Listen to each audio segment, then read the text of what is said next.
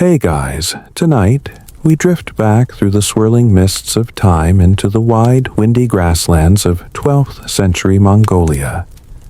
The air is thin and sharp, the sky somehow bigger than anywhere you've ever seen, and your nose is full of the strangely comforting mix of animal fur smoke and fermented milk.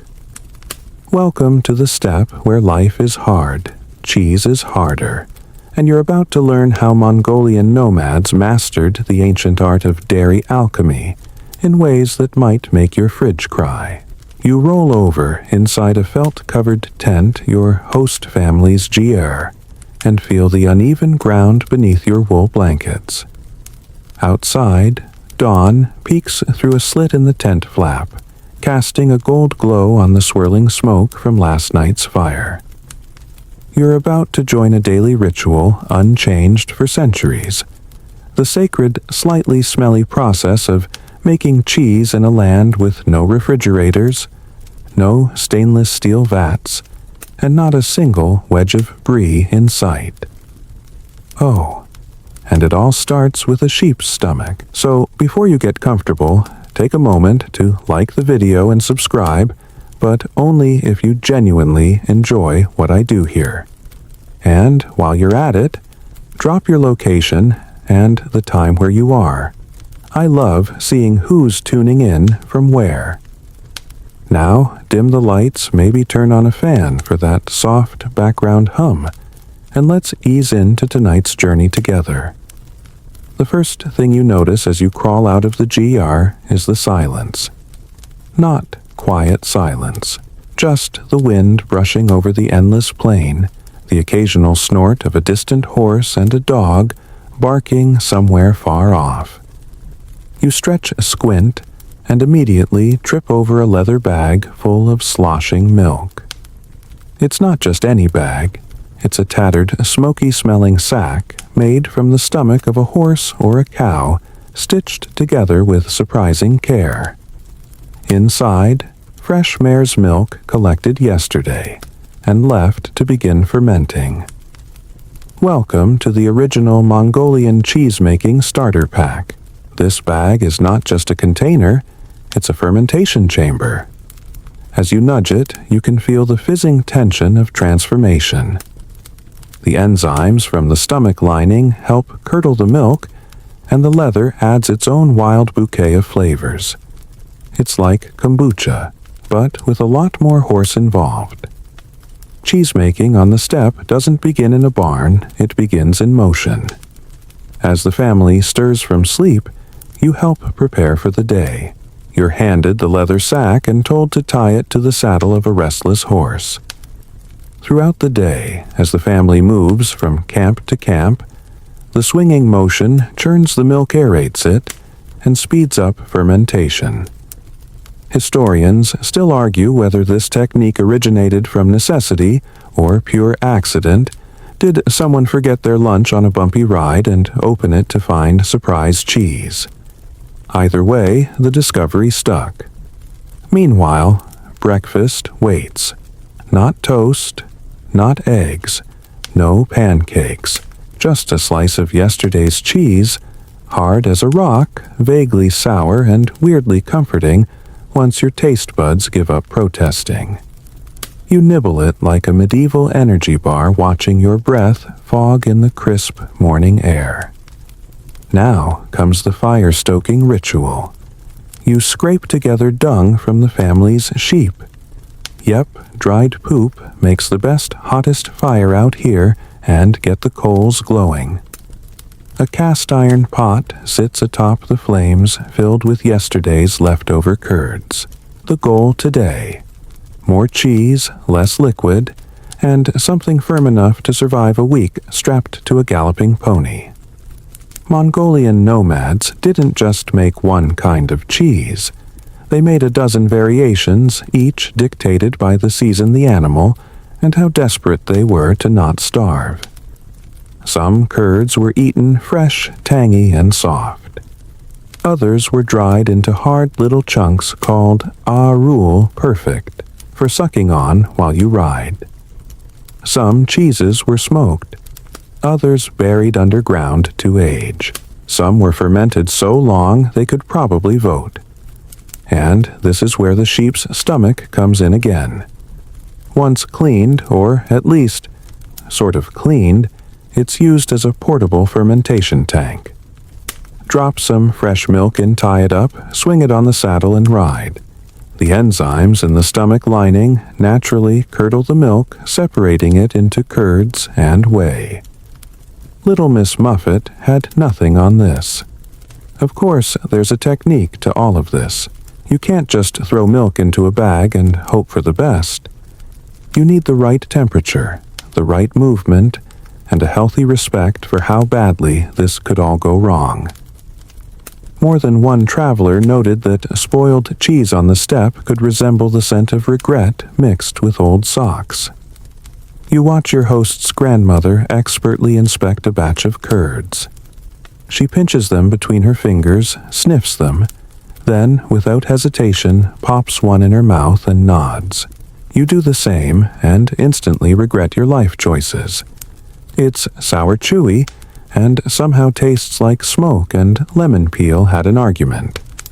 Still, you chew it thoughtfully, pretending to be enlightened. Nearby, a young boy ties 3 more stomach bags onto a pony and hops onto its back. They'll ride for hours today, chasing after the sheep herd, keeping an eye out for wolves, and without even thinking about it, churning the next batch of cheese along the way. It's efficiency at its most hardcore. Forget your multi-step kitchen gadgets. This is dairy production by horseback. And it works. Fun fact. Some historians think this tradition might go even further back, possibly thousands of years. The Scythians, Huns, and other nomadic cultures that roamed Eurasia may have used similar stomach bag methods to make cheese. But we don't have a clear timeline. Historians still debate whether these cheesy methods were homegrown or traded from even older civilizations. The truth, like a well-aged arul, is tough to chew. But for now, you're here. Under a high blue sky, sitting on a wool mat, sipping fermented mare's milk. You don't totally hate anymore, and watching the curds of history separate before your very eyes. Section 2. You finish chewing your unexpectedly sour breakfast curd, just as the camp stirs to life. Mongolian jurs, the round, felt-covered tents you now call home creak slightly in the early breeze. Their wooden frames groaning like tired joints. Outside, the animals are already restless. A small cluster of goats bleats impatiently, eyeing the bucket in your hand with a mix of suspicion and resignation. It's milking time. You trudge through the dust, your boots crunching softly on the flattened grass of the steppe. The goats, shaggy and defiant, shuffle nervously. One particularly grumpy-looking billy goat locks eyes with you and promptly tries to headbutt the bucket. Welcome to your first real test. Milking a goat, you quickly learn, is not as simple as pulling and hoping. There's a rhythm to it, a strange, sleepy dance between you, the animal, and your level of courage. You crouch low, grab gently, and hope she doesn't kick you in the face. Warm milk spurts into the wooden bucket, with a sound that's oddly satisfying, like applause from a very quiet audience. Mainstream history tells us that Mongolian nomads relied heavily on animal milk goats, sheep yaks, cows, and especially horses. Every animal in the herd contributed something. But goats were the underdogs of dairy. Small, scrappy, easier to manage than cows, and full of attitude. Their milk had high-fat content, perfect for churning into thick yogurt, or curds that didn't need fancy aging caves or copper vats. And yet historians still argue whether goats were ever the preferred dairy source, or just the most convenient when horses were out galloping, and yaks had wandered off to do mysterious yak things. The debates rage on in academic papers, while here in the real world, a goat just stepped on your foot. You finish your clumsy attempts at milking and carry the warm, sloshing bucket back to the center of the camp. There, the morning chores have hit full swing. Kids run barefoot across trampled grass grabbing water jugs and firewood, while the older teens round up animals that had sneakily wandered toward the river overnight. You duck back into the jeer. Inside it's cozy, but chaotic blankets rolled up a smoky fire sputtering, and bowls of last night's fermented leftovers still sitting out like weird dairy art installations. You pour the fresh goat milk into a shallow wooden basin, where it will settle warm and begin its next slow transformation. The air inside smells of wool ash and a faint tang of sour cream gone rogue. Just then, a long, low grunt cuts through the air, one of the camels groaning its discontent. You peek outside and watch as a teenage boy tries to coax a particularly surly camel toward the milking post. The camel looks like it would rather be anywhere else, maybe sipping coconut water on a beach. You might not know this, but Mongolian nomads also milked camels. Not just for laughs, though, let's be honest. Watching someone try to milk a camel is comedy gold, but because camel milk is rich in nutrients, shelf-stable in dry climates, and weirdly sweet. Quirk-alert camel milk doesn't curdle easily, making it the black sheep of the fermentation family. But they still tried.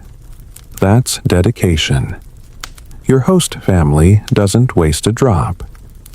Each type of milk is separated, labeled mentally, not with sticky notes, and used in different ways.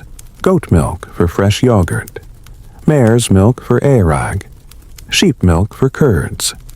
Camel milk for, well, camel things. Even the leftover whey is fed to dogs or used in soups. Zero waste long before that became a trendy slogan. While the grown-ups stir pots and hang leathers to dry, you're recruited into another vital duty, cleaning the milk tools. That means scrubbing wooden ladles, straining cloths, and one very sketchy-looking cheese mold that might have been alive at some point. You dip it into boiled water and try not to gag at the smell. Tool hygiene may seem boring, but it's no joke. The step doesn't exactly have Lysol or a sterilized kitchen. Clean tools mean better fermentation, less spoiled milk, and fewer surprise bacteria parties. Ancient Mongolian nomads knew this. Some even passed down methods of smoke-cleaning ladles, hanging them over juniper fires to sterilize and add flavor. Mainstream historians often overlook these everyday domestic details, but that's where the magic happens. Cheese wasn't invented in a single aha moment. It was 1,000 tiny experiments passed from mother to daughter, generation to generation, with results that ranged from sublime to, please never make that again. As mid-morning settles in, you're invited to sit on a low stool while the family prepares for the next stage of cheese-making. Someone pours mare's milk into a large hide sack suspended from the ceiling. The bag gently sways with every movement of the jar, helping mix and stir the contents without lifting a finger. This is the kind of low-effort, high-reward process you can really get behind. And it's genius. The gentle motion mimics the jostling a sack would get while tied to a saddle. It keeps the milk aerated, encourages fermentation, and distributes natural heat from the fire evenly. While the sack swings like a medieval hammock full of milk, you snack on a slice of dried arul. It's like biting into a cheesy piece of sidewalk chalk. Not bad, just an acquired taste. You chew slowly, and keep chewing, and chewing. Arul is the ultimate travel snack, dry, hard, high protein, and immune to spoilage. Some pieces can last months, others years. One traveler supposedly found a piece of arul in a saddlebag, so old it had fossilized into a family heirloom. You suspect the piece in your mouth may be its cousin. Outside, the animals have settled into their grazing zones. The breeze picks up, fluttering the felt walls of the GR, carrying with it the smell of milk, dung fire, and sun-dried grass. It's not glamorous. It's not Instagrammable. But it's real. And, as you sip a warm cup of fermented goat yogurt, watching your host adjust the hanging milk bag, you realize something: these people didn't just make cheese. They lived it. Every day, every task, every creature in the herd played a part. It wasn't just food. It was survival. And tomorrow you'll help with the swinging stomach bags. Section 3. The next morning, you're awoken not by an alarm clock, but by the unmistakable sound of a sheep loudly announcing its opinion about being milked. You rub the sleep from your eyes and blink at the dusky light filtering through the roof of the GR. Outside, the same endless horizon of grass and sky stretches beyond belief, and the cold nips at your cheeks. You roll out of your blankets and wrap yourself in a thick felt cloak still reeking faintly of smoke and goat. Today's assignment: assist with the traveling cheese lab, a trio of goats, 2 stomach bags, and 1 very temperamental horse. You step outside and immediately feel the earthy hum of morning life. Animals stir the fire, crackles under a fresh pile of dung fuel, and the elder of the camp is already inspecting yesterday's batch of curds with the intense concentration of someone examining a Picasso. She nods once success, and with that signal, everyone springs into motion. Your job is to ride out with the younger herders and help transport fresh milk to a neighboring camp. But first, you must properly secure the cheese sacks, 2 semi-soft, stomach-lined pouches filled with yesterday's fermented mare's milk, onto the saddle of a shaggy Mongolian horse who looks deeply unamused. He shifts his weight and lets out a deep grunt. You wonder if horses can judge you. This one definitely does. Securing the sacks is an art form. The herders wrap them in leather and tie them with braided cords, ensuring they bounce just enough to agitate the contents, but not enough to burst. The motion churns. The milk mixes the microbes and creates an ever-changing chemistry experiment that also happens to taste like tangy, creamy magic if done right. It's a literal galloping fermentation process. Modern cheese factories would cry. Now, mounted you ride. The rhythm is jarring. At first, your legs ache, and your stomach threatens mutiny. But then, as the horse settles into a trot, something clicks. The land opens up around you like a slow exhale.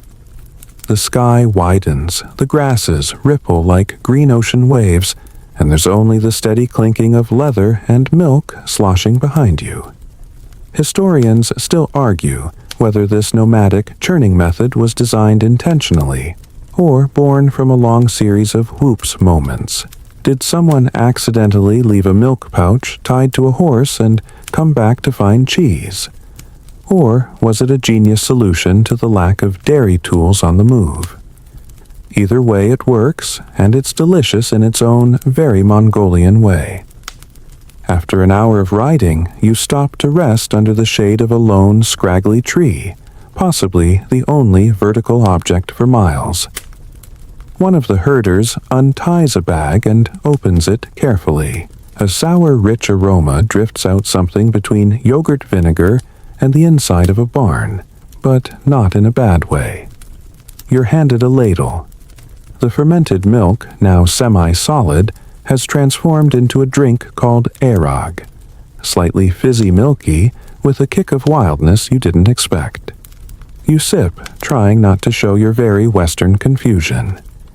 It's weird. It's fizzy. It tastes like yogurt soda mixed with a dare. Fun fact, erik, also known as kumis in other regions, is slightly alcoholic, depending on how long it's been fermenting. The natural sugars in Mary's milk get converted by wild yeasts and boom party time on the prairie. Genghis Khan himself probably sipped this before battle. And yes, scholars still bicker over whether fermented mare's milk was mostly ceremonial medicinal, or just what you drank when water was boring. You personally suspect it was all three, because after a few sips, the landscape starts to feel warmer, quieter, kind of like a soft focus filter has been applied to the entire step. Back on the horse, you head toward the neighboring camp stomach, sloshing in solidarity with the milk sacks. When you arrive, you are greeted with smiles, steaming bowls of curdled soup, and a trade your mare's milk cheese sacks for their batch of fresh sheep milk curds. This is how dairy diplomacy works out here. The exchange isn't just about food, it's a way to build community. Families swap cheese trade fermentation tips and discuss which animals are producing the creamiest milk this season. No one is hoarding gold or spices. Out here, the true currency is flavor. Inside the other camp's ger, you're invited to sit beside the fire. A massive cast-iron pot simmers with milk being boiled down to make kurud, a harder cheese that keeps well and can be rehydrated in stews. A teenage girl stirs the pot with a ladle carved from bone, her expression a perfect mix of boredom and expertise. You watch as the curds separate and sink. She tosses in a few dried herbs, wild thyme maybe, and explains that her grandmother says it wards off spirits, or stomach aches, possibly both. In Mongolian cheesemaking, culinary and spiritual life often walk hand in hand. Certain cheeses are only made during specific lunar phases.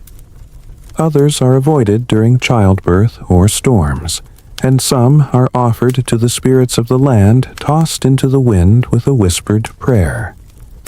You return to your camp just before sunset. The sky painted in soft oranges and bruised purples. You're sore, sunburnt, and slightly buzzed from fermented mare's milk. But you've successfully participated in a centuries-old ritual, one that involves horses' microbiology and more sloshing than a night out with friends. As the evening winds down, you help hang the new stomach sacks near the fire. The warm smoke will help the bacteria thrive, give the cheese a gentle, earthy flavor, and keep away any adventurous insects. You fall into your blankets that night exhausted but full. Not just from dairy, though there's definitely that, but from the slow realization that cheese in this land isn't just food. It's movement. It's community. It's science, tradition, and art. And tomorrow, you help scrape the curd cake. You wake up to a low hum of activity, murmurs, clinks, and the occasional sharp whistle from someone herding ducks that have absolutely no interest in being herded. Outside the air, the morning sun slides over the horizon like melted butter, casting golden light across the dew-speckled grass. You stretch, groan, and remember it's curd cake day. Someone hands you a wooden scraper as you step outside and gestures toward a wide, flat slab of stone set out in the sun. On it sits a glistening white mass, rubbery-looking and slightly steaming. That, my friend, is fresh curd-strained and boiled sheep's milk that's cooled overnight and now needs to be sliced, shaped, and dried before it transforms into the Mongolian super snack arul. You kneel beside the stone, the coolness of the morning still clinging to the ground. The curd cake jiggles slightly as you make your first hesitant scrape, carving away thin slabs, like you're slicing cold butter on a camping trip gone wrong. Your host laughs and shows you the proper way, a quick flick of the wrist, a clean angle, and the confidence of someone who's been scraping dairy for decades.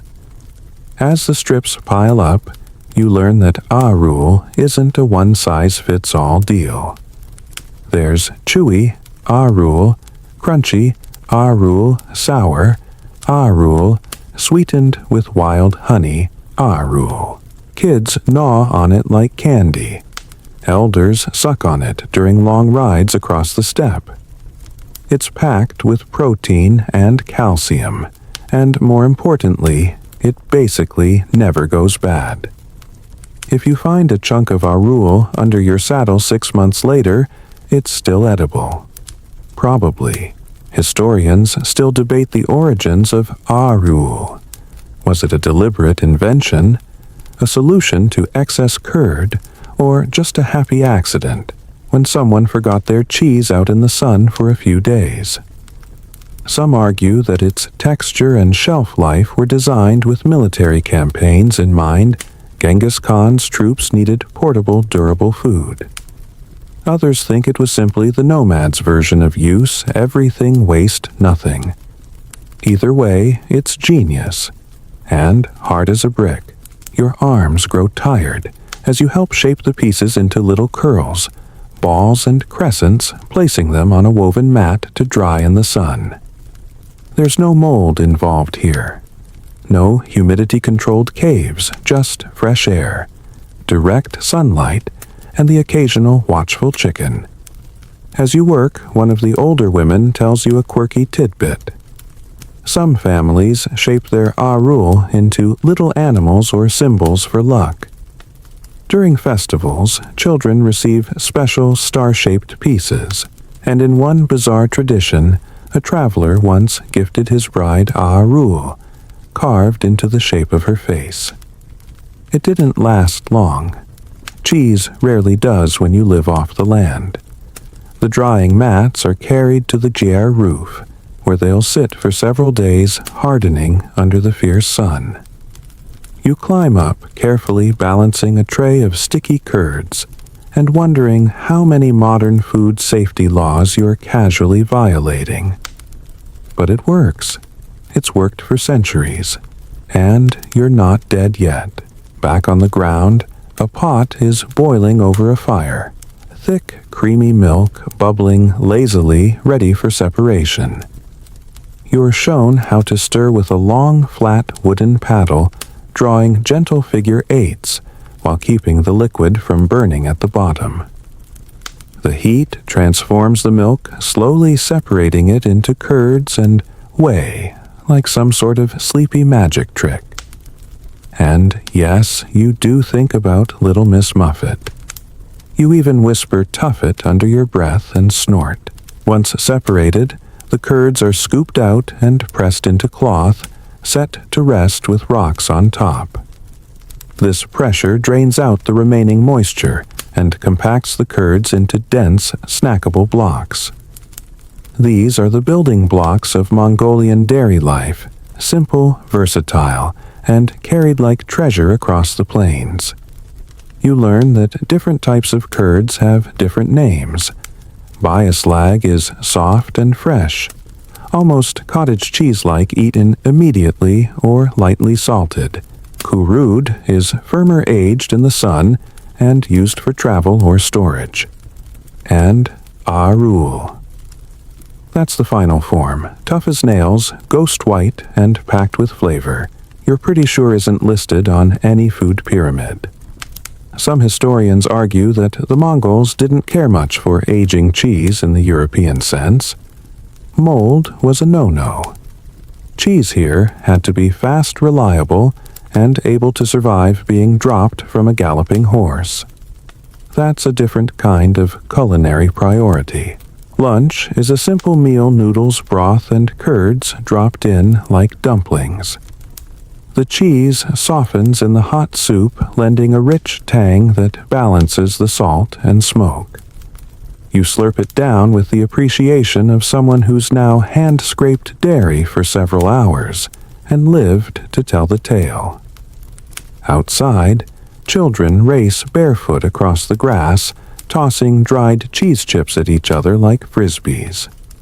You duck just in time to avoid getting beamed in the eye by a flying wedge of arul. The elders laugh from the shade, sipping fermented milk like it's fine wine. You join them, taking slow sips, letting the day settle into your bones. Then comes the storytelling hour. As the sun dips lower, casting long shadows and bathing the land in honeyed light, the elders begin recounting cheese myths. One story tells of a wandering spirit who once cursed a man's goats so they only produced sour milk until he offered a cheese shaped like a full moon under the stars. Another tale claims the first cheese came from a bear's stomach discovered by a lost hunter who mistook it for snow and ate it by accident. Mild regret followed. There's a rhythm to it all, a pace and poetry you can't quite explain. Cheese isn't just food. It's language, heritage, and lore. Every batch carries a story, every drying mat holds a season's memory. You fall asleep that night, curled near the fire belly full of broth and smoke.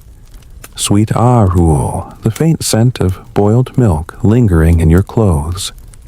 Above the stars blink into existence like ancient watchmen, and you dream of rolling cheese wheels down an endless hill. Tomorrow, you help boil the whey into candy. You wake to the sound of someone rhythmically thwacking something against a pot. It's not the aggressive morning you hoped for, but then again, cheese-making waits for no dreamer. You shuffle outside, rubbing your eyes, and catch the scent of something sweet, caramelized, rich, unexpected. Today is Urim and Tarag Day. But more importantly, you're making Mongolian dairy candy. A kettle bubbles over a fire stoked with fresh dung patties, which, yes, smoke more than they burn. A wiry uncle figure motions you over, grinning and holding a stick stained deep amber. You squint. Taste, he says. Against your better judgment, you do. Your tongue is immediately coated in a gooey, nutty sweetness with a dairy tang punch. Welcome to izgi, the sugary byproduct of boiling down whey until it turns into crunchy, smoky clusters of milk toffee. Whey is usually the unloved sibling of the curd. In many cheese cultures, it's dumped fed to pigs or left to ferment. But here, on the Mongolian steppe, not a drop goes to waste. Every splash has a second life, even if it requires 4 hours of relentless boiling and stirring under an open sky. You sit beside the boiling pot, watching the whey foam simmer, reduce, and finally darken to a golden brown sludge. As it thickens, someone throws in a handful of wild root pieces, probably medicinal, possibly just delicious. The result will be scraped into crumbly clusters and stored in sacks for travel. It's part sweet, part snack, part survival food, and entirely delicious. Historians still argue whether izgi was originally a happy accident, a pot left on too long, or a clever way to extract every calorie from precious milk. Some think it was invented by accident during times of scarcity. Others believe it was a deliberate way to create comfort food in a harsh environment. Either way, it's the closest thing to candy you'll find in a place without sugarcane. Nearby, someone is tending to urim, a velvety cream skimmed from boiled milk, and left to settle in wide bowls for hours. It's creamy, slightly tangy, and spread thick on flatbread with a touch of wild honey or even salted curds. You're handed a piece still warm from the sun with a thick smear of urim slathered on top. It's like rural clotted cream if clotted cream was made by someone who spent more time on a horse than in a kitchen. You take a bite. It's absurdly good. Then comes the Tarag Mongolia's answer to yogurt. Made by fermenting boiled milk with a scoop of last week's batch, as starter Tarag is tart smooth and filled with natural probiotics. Every ger has its own flavor thanks to its unique microbial environment and methods passed down from grandmother to grandchild.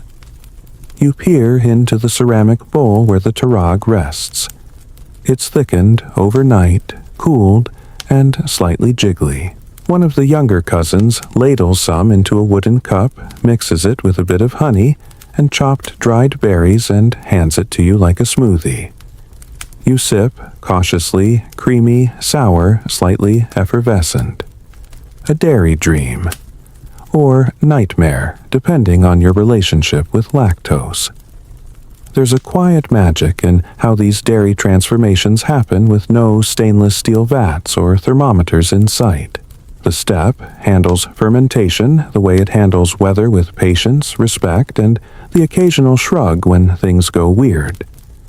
You're told that some families treat their yogurt starter cultures like pets, naming them, feeding them with fresh milk, and never letting them die out.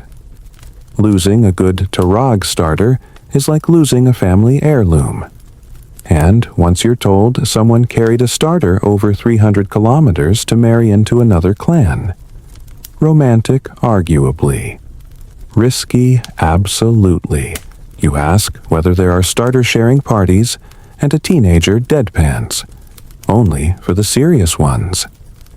As the sun climbs high, casting harsh shadows across the plains, the day's bounty is laid out to cool. A tarp is spread with fresh azgi amber pebbles still crackling from the heat. The urim bowls are moved to the shady side of the ger, thickening slowly, and the tarag is portioned into ceramic crocks tied with cloth lids and stashed in a woven crate beside the fire. You marvel at the sheer volume of dairy. Out here, milk isn't just a drink, it's the main ingredient for everything.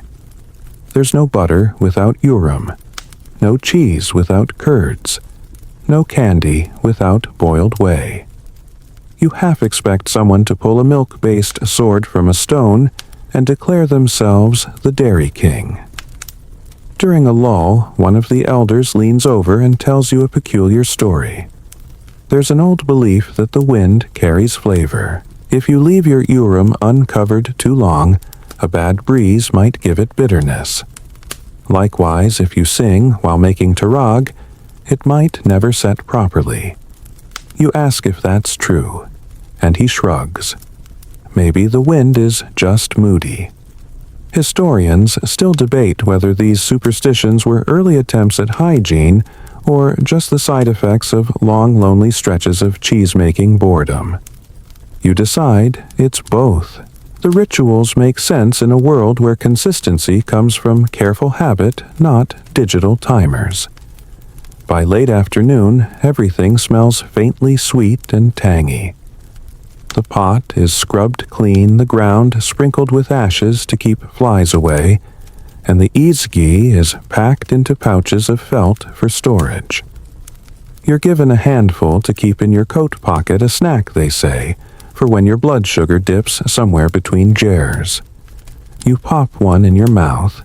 It's crunchy, caramelized with a hint of burnt sugar and goat. It sticks to your molars like a chewy memory of everything you've stirred today. You smile, not just because it tastes good, but because somehow, against all odds, you've helped turn sour milk into candy. That night, the wind picks up, rustling the ger canvas with a low whisper.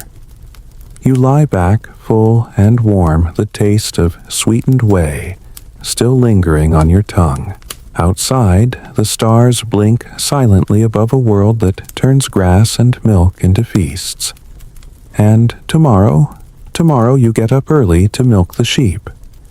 The air is still blue with early morning chill when you're gently shaken awake and handed a wooden pail. No words, just a knowing nod and a gesture toward the sheep paddock. It's sheep milking time. You consider pretending to still be asleep, but the warm scent of smoke and fresh dew tells you resistance is futile. You pull on your boots, still dusty from yesterday's dairy adventures, and trudge toward the low wooden corral where the flock is already stirring. Sheep bleat impatiently, jostling for space. You meanwhile jostle for your courage. Mongolian sheep aren't the pampered fluff balls you see on Instagram. These are serious, rugged animals with thick, greasy wool and deep, suspicious eyes. They've survived blizzards, wolves, and possibly arguments with mountains. You've survived about 3 full days on the steppe and 1 aggressive encounter with a yogurt cup. Your teacher today is a stoic woman with a bandana tied tightly over her hair and hands that move like they've always known exactly what they're doing. She grabs a ewe by the horns, tucks her legs under her, and starts milking like it's no big deal. The milk sprays into the pail with a rhythmic hiss, steam curling up in the cold. You sit beside another sheep who looks at you like you just insulted her ancestry and try to imitate the motion. Your first few attempts are, let's say, non-dairy. You mostly succeed in squeezing tufts of wool and getting head-butted gently in the chest. The woman stifles a laugh and repositions your hands. Eventually, you get a squirt. Then another. Then a tiny stream. You feel like you've unlocked a life achievement, milked a sheep without getting kicked. It's surprisingly meditative, warm, alive, primal, and slightly terrifying. This, you're told, is the heart of it all. Milk. Everything you've eaten, boiled, dried, or sweetened, comes from this early ritual. It happens every morning, and sometimes again in the evening. It's as routine as brushing teeth, but with more udder. You learn that Mongolians don't just milk sheep, they also milk cows, yaks, goats, and even mares. Yes, horses, and that fermented mare's milk. That's erag, the steppe's version of beer champagne and probiotic shot rolled into one. But that's for another day. Historians still argue whether nomadic dairy cultures arose out of necessity or preference. Was the practice of animal milking a response to climate, soil, and mobility? Or was it a deliberate culinary evolution that turned environmental challenge into edible art? Likely both. But one thing's for sure. Without milk, the Mongol Empire wouldn't have moved an inch. You carry your pail back to the GR Arms, sore but proud. The morning haul is poured into a central vat where it'll be skimmed, boiled, and divided depending on the family's needs. Some will become tarag, some urum, some dried into arul, and the rest, maybe today it becomes shimin arki, a kind of distilled milk spirit. Yes, dairy liquor. As the sun climbs higher, the family gathers for a mid-morning break. A cloth is spread on the grass and covered with bread curds, yogurt, and a thermos of salty milk tea. You flop down gratefully, sipping from a shared bowl, and trying not to look like someone who only managed 300 milliliters of milk in an hour. One of the older men starts telling a story. He says once a sheep refused to give milk until a shaman whispered a song to it. Another tale tells of a goat that only gave milk under the stars, never in daylight. You glance at your sheep from earlier and wonder if you should have tried singing to her. Quirky traditions dot this world like freckles. Some herders claim morning milk is calmer, while evening milk carries the heat of the day. Others swear by milking in silence, no sudden movements, no loud voices, or the milk will sour. Whether it's science or superstition, you play along. You notice how every member of the family, no matter how young, knows exactly what to do. Kids lead lambs back to their mothers. Teens carry buckets, strain curds, and monitor fires. There's no chore chart, no micromanagement, just a shared rhythm. You, the tourist with soft hands and city reflexes, are the one floundering in their dairy dance. And yet they're patient with you. That's the thing. Despite the hard work, the repetition, the cracked hands, and aching backs, there's warmth here. Not just from the sun or the milk tea, but from the quiet pride people take in feeding their family, in mastering a skill passed down over centuries. Historians still debate how the Mongol diet influenced their military endurance. Some argue that a dairy-heavy diet full of quick energy and protein kept the army lean, strong, and mobile. Others point out that fermentation and preservation allowed for food storage without bulky supplies. Genghis Khan's men didn't march with loaves of bread, they packed dried curd, smoked meat, and sips of arog. That sheep you milked this morning. Its milk might have become battlefield fuel in another era. As the afternoon settles in, you help clean the buckets and rinse your hands in a shallow tin basin. The scent of fresh milk lingers on your skin, faintly sour, slightly sweet. You find a shaded spot near the paddock and sit with your back against a post legs stretched out. A goat wanders over and headbutts your knee. You're part of the herd now, apparently. You lean your head back and watch the clouds drift by in slow, puffy lines. Somewhere nearby, curds are being pressed, cream is thickening, and yogurt is beginning its silent ferment. Everything happens slowly, predictably, beautifully. Tomorrow you'll help ferment mare's milk into arog, because of course you will. So it's come to this. You're standing in a corral surrounded by 30 mares, each one taller, shinier, and more muscular than you. And the only thing between you and a potential hoof to the ribs is a weathered man in felt boots chewing dried cheese like it's gum. Today you're going to learn how to milk a horse. Yes, a horse. You'd think a creature that gallops majestically across the steppe wouldn't be thrilled to stand still and donate milk. But Mongolian nomads have been doing this for centuries. Not for fun, not for novelty, but for arog, that fermented mare's milk that acts as energy drink, ceremonial toast, summer thirst quencher, and stomach remedy, all in one suspiciously fizzy package. You tentatively approach a mare. She flicks her tail with a haughty air like she knows exactly how new you are. Someone hands you a short, wide-bottomed bucket and points to the teats. You blink. Right. Horse udders smaller than a cow's, but the stakes feel larger. You crouch hands, trembling, and begin to milk. It's harder than with sheep, faster reflexes needed less time per session.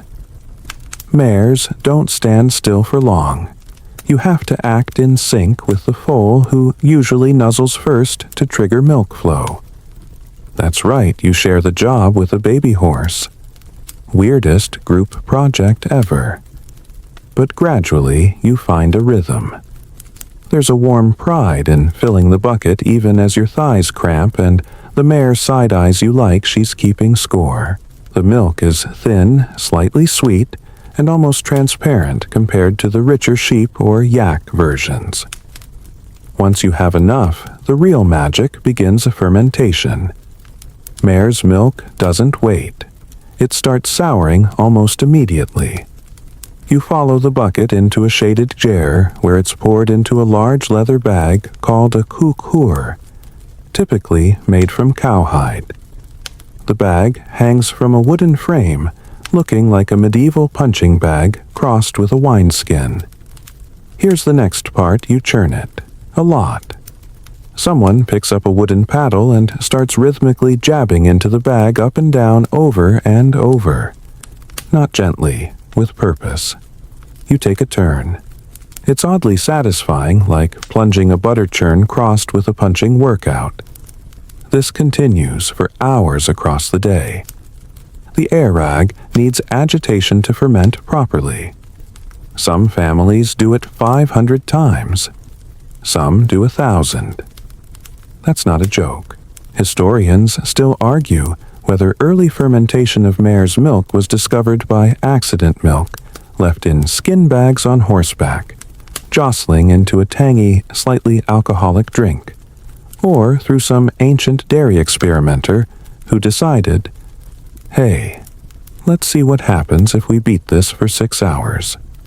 Whatever the origin, aerag became essential to Mongolian nomadic life. It's rich in B vitamins, has mild antibacterial properties, and let's not dodge this. It gets you just tipsy enough to sing loudly around a fire without shame. It's around 2% alcohol, but you can drink a lot of it before realizing your legs don't work quite right anymore. You're handed a shallow wooden bowl and invited to try. The taste is surprising, fizzy, tart, like liquid sour cream with a sparkling finish. There's a sweetness underneath that almost feels citrusy, and just when you think you've figured it out, the slight burn hits your throat. Good, someone says, watching your face carefully. You nod with bravado, cheeks tightening, eyes watering just slightly. Later, you help strain the aerag through cloth removing milk solids. It's then poured into clean barrels or kept in fresh leather bags. Some is left to ferment longer for a stronger kick. Some is offered to guests, travelers, or spirits. Yes, spirits, like the invisible kind. Mongolian custom dictates that the first bowl of new aerag is often sprinkled to the 4 winds. A few drops tossed skyward to honor nature ancestors and the wide-watching steppe. You're handed a bowl and told to feed the wind. You do it respectfully. Not just because it's tradition, but because honestly, if a horse goddess is watching, you'd like to stay on her good side. You learn that aerag isn't just a beverage, it's a symbol. It's served at weddings, during summer festivals, and to greet important guests. A family with well-made aerag earns admiration. A family whose aerag turns out badly, mild embarrassment. Someone even jokes that bad aerag is grounds for gentle exile. There are quirky facts, too, like the belief that if you churn aerag while angry, it won't ferment right, or that certain families refuse to churn on cloudy days. Clouds steal flavor, one uncle says with a completely straight face. You try not to smirk, but inside you're thinking, add that to my list of weather-based food curses. Historians still debate whether these beliefs had practical roots. Maybe anger introduces extra bacteria. Maybe cloudy days slow fermentation. Or maybe nomads just really liked blaming the sky for their problems. Later that evening, the aerag is cooled and poured into serving jugs. You sit outside the gier, sipping slowly, as the sky fades into its cobalt twilight. The horizon stretches endlessly in every direction, a canvas of lavender clouds and golden grass. A small child runs by with an armful of felt, giggling. A horse whinnies in the distance. You're buzzed, not drunk, but loose. Your muscles have stopped protesting. Your brain hums like a soft motor. Someone starts singing. A low, chesty melody that vibrates through the ground. You lean back, sip again, and think this is how people survived here. Not just physically, but spiritually. Through shared effort ritual and just the right amount of fermented horse milk. A man beside you leans over and says, "Tomorrow we make aro."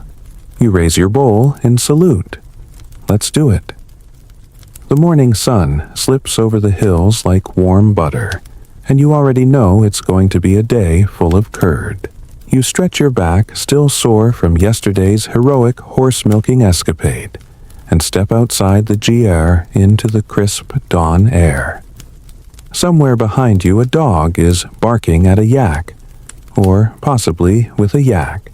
You're too sleepy to be sure. Today's task is deceptively simple, making arul those rock-hard, tooth-chipping little cheese nuggets that every Mongolian nomadic family seems to carry by the sackful. These things are legendary, light enough to travel with, nutritious enough to survive on, and tough enough to well survive you.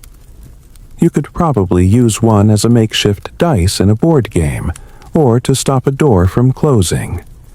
You follow your host into the dairy corner of the camp where yesterday's milk has already been transformed into soft curds. The secret kurud milk that's been gently boiled and curdled, then strained through cloth until it thickens. What remains is a soft, tangy curd that smells faintly of sour yogurt and the essence of commitment.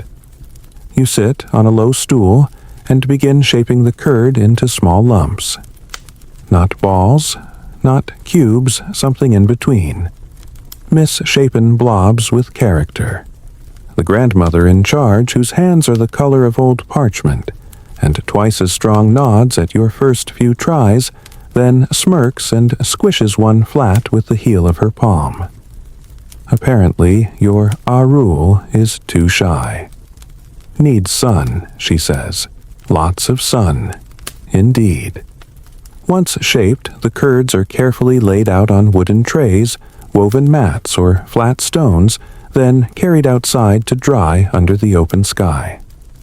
There's no rushing this.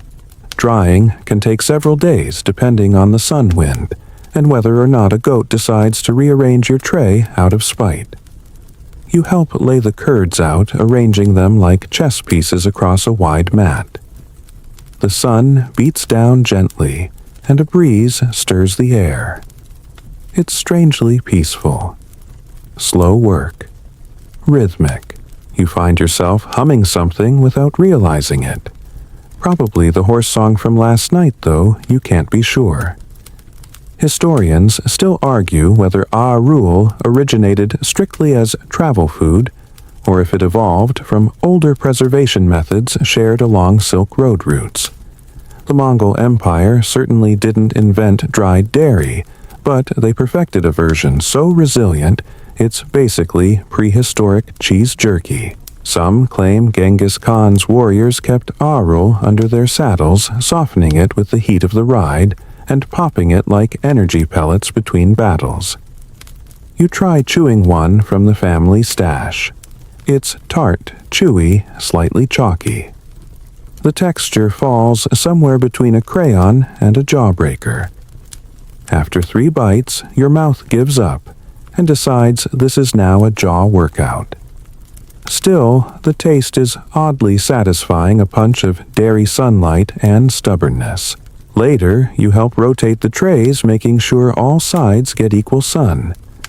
A child toddles past and snatches a piece off the tray, biting it with confidence and wandering away like a cowboy with a cheese toothpick. Apparently, Mongolian toddlers are born with the ability to process curds like industrial grinders. The sun climbs higher. A dog naps in the shade. Flies buzz lazily over the curds, only to be shooed away by vigilant kids. You sip salty milk tea from a communal bowl and listen as the elders swap stories. One claims the best arul is made during the lunar 6th month. Another insists you should only dry curds on odd-numbered days. Someone brings up a relative who used to shape curds into animal figures before drying them. You glance at your lumpy blobs. One of them kind of looks like a sleeping camel. Totally intentional. Quirky regional variants come up too. In the western provinces, some families add sugar or berries before drying, creating dessert-style arul. Others smoke it over embers for a deeper, nuttier flavor. You even hear whispers of a type that's soaked in vodka before drying, though that might just be a family myth invented by a particularly optimistic uncle. Historians still debate the symbolic role of arul in social life. Was it merely food, or also gift currency and cultural signifier? Its presence at weddings, funerals, and New Year feasts suggests it carried weight far beyond its grams. Giving someone rule wasn't just feeding them, it was a quiet offering of care, a nod of respect. Even now, guests are often welcomed with a small plate of dried curds. It's like saying, "We made this with sun time and our very sore hands." By mid-afternoon, the wind picks up, sending a couple of trays tumbling. You scramble to rescue your cheese children before they become goat snacks. The grandmother just chuckles, scooping up a blob and brushing it off. "A little dirt makes it strong," she says. You're not sure if she means the cheese or you. As the day wanes, the curds begin to harden. You tap one gently, it sounds like ceramic. The smell has mellowed, shifting from tangy yogurt to something more subtle and nutty.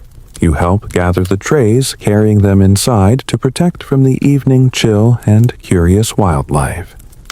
In the GR, a fresh batch from a week ago is offered with a wink. These are the real deal, fully dried, perfectly hard, and packaged in a woven bag like precious stones. You bite down slowly, cautiously. Your teeth survive. The taste is deeper, sharper, almost lemony. It lingers on your tongue and in your cheeks. It's not candy, but it's comfort. It tastes like work, like sunburn and patience and 3 days of wondering if a goat will knock over your tray. In short, it tastes like Mongolia. Someone mentions that tomorrow, if the wind cooperates, you'll help boil cream to make urim, and possibly stir some shimyan arki. You nod, exhausted but content. Arul is no longer a strange snack from a far-off place. It's something you helped shape dry and defend from goats. You glance at your camel-shaped curd and smile. Not bad for a day's work. The next morning arrives with the promise of dairy alchemy. You're getting used to this rhythm now, the bleat of goats, the smell of smoke curling from the Jeer's chimney, and the gentle clatter of wooden bowls being stacked for breakfast. But today, the air has a slightly richer scent to it. Creamy, toasty, almost buttery.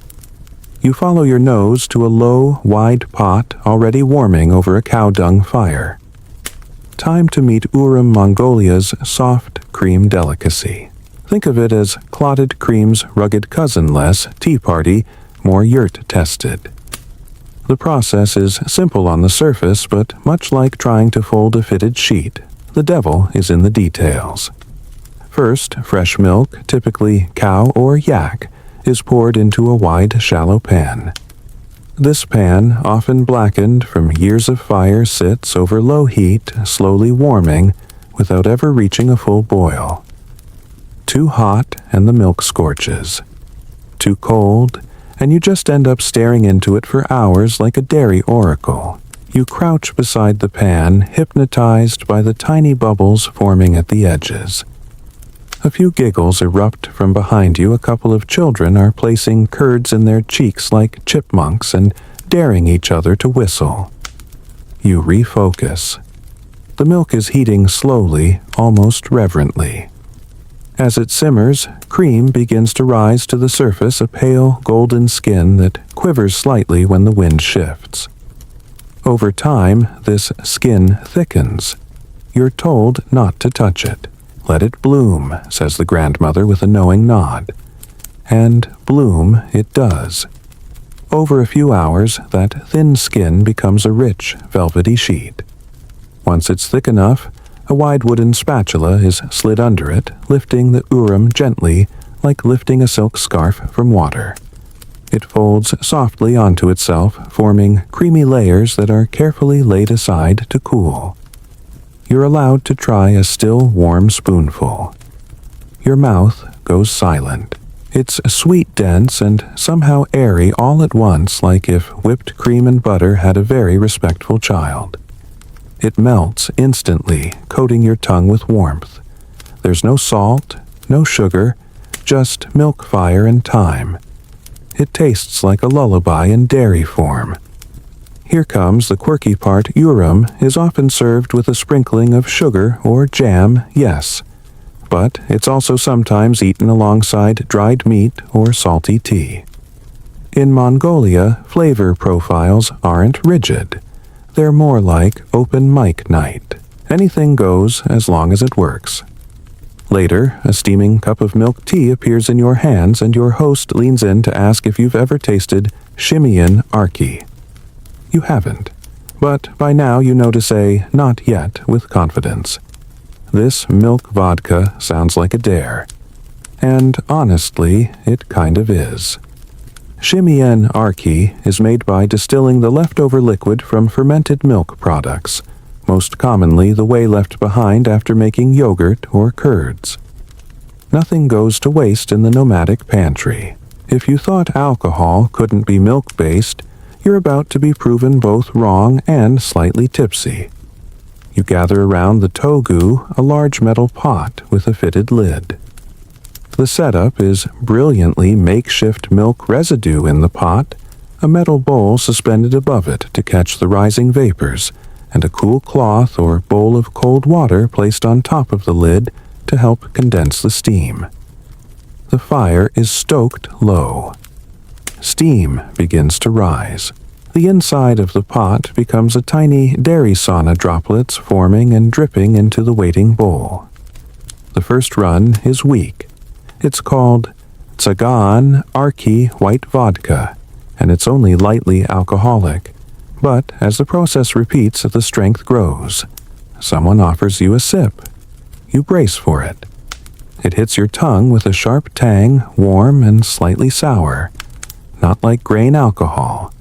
More cultured. A little cheesy. A little feisty. You cough once and declare it very interesting, to which everyone laughs approvingly.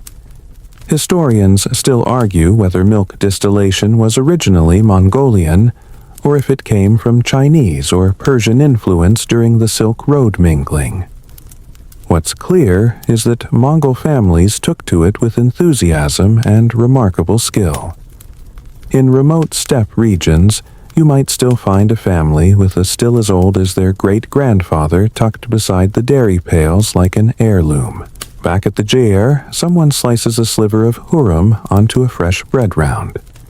You take a bite. It melts instantly, the warm starch blending perfectly with the creamy layers. Outside, the sun glints off a line of drying arul, and a horse lazily swishes its tail in approval. The day drifts onward, a quiet carousel of simmering pots, careful lifting and laughter. One of the uncles points out a faint line of smoke on the far hills and mutters something about a cousin's jair. You're not sure whether that's a joke or a warning. Mongolian humor is like fermented milk, sharp, quiet, and surprisingly potent. You ask about storing urum. Turns out it's kept cool and eaten within a few days, though some families mix it with flour and sugar to make a sort of candy paste called eatsky. That's next week's project, you're told, if you survive the Arki. The day winds down. You sit with a warm plate of rice mixed with urum and a bit of meat. It's hearty, rich, and slightly confusing, but in a good way. Like you're eating both breakfast and dinner at the same time. Someone sings. Someone else beats a rhythm lightly on an upside-down milk bucket. And, as the fire crackles and the wind whistles against the jair's felt walls, you realize something. You're no longer just watching these traditions. You're part of them now. It's late morning, and the jair smells like smoke and sweetness, somewhere between a wood stove and a dairy fairy tale. Your teeth still ache slightly from yesterday's Arul marathon, and you're vaguely concerned that your blood type is slowly becoming fermented milk. But today promises something new, something buttery, something you and your modern brain associate with toast and brunch menus, butter itself. Except here on the Mongolian steppe, it's orum tos, a rich golden spread drawn from cream through an impressively vigorous ritual that involves equal parts skill tradition and arm strength. It starts with cream. Not the stuff in neat cartons with expiration dates, but fresh cream skimmed by hand from the surface of boiled milk after a night of cooling. It rests in a wide wooden bowl that smells faintly of fire and thyme. You're handed a churn, which is a bit like a tall, narrow barrel with a plunger-style stick, and the mission is simple churn until your arms hate you. You grip the handle and begin pumping. The cream sloshes and glugs, making a satisfying slap with each plunge. It's oddly meditative. Around you, others go about their routines. Someone stokes the fire. A child chases a goat that clearly does not want to be chased. And a woman sings softly while stitching a saddle blanket. The churning goes on. 10 minutes. 20. Your arms start to shake. The cream resists change, stubborn as a yak in a snowstorm. And just when you're convinced this is all an elaborate prank designed to break foreigners, it happens. The texture shifts. The slosh turns into a slop, then a soft, sludgy thud. Yellow globules begin to appear, separating from the liquid like fat snowflakes in reverse. You've made butter. Or at least the beginnings of it. Someone cheers half in jest, and the churn is handed off for finishing. The resulting butter is scooped into a shallow bowl, washed gently in cool water to remove the remaining whey, and shaped into soft pats. Unlike your store-bought version, this one is richer Tangier and more complex. It smells like sunshine filtered through cream. A few spoons are saved for cooking Mongolian pancakes maybe, or to coat hot rice, but most of it is destined for storage. Packed into small wooden tubs, the butter is kept cool and used sparingly, mostly during colder months or for special meals. It's not just food. It's insurance against winter. You taste a bit on warm bread and immediately understand why nomads have churned butter for centuries. It's comfort. It's calories. It's life. Then, just when your arms have recovered, your host points toward another setup and says, "Now, cheese liquor." You blink.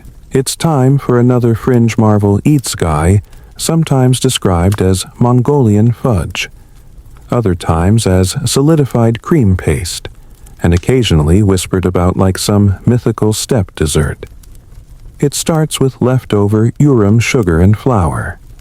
These are stirred together in a heavy pot over low heat until the mixture thickens into something between dulce de leche and chewy caramel. You watch fascinated as the pot is worked slowly, lovingly, until the blend begins to pull away from the sides. You're allowed to stir. The spoon nearly fuses to your palm from the resistance.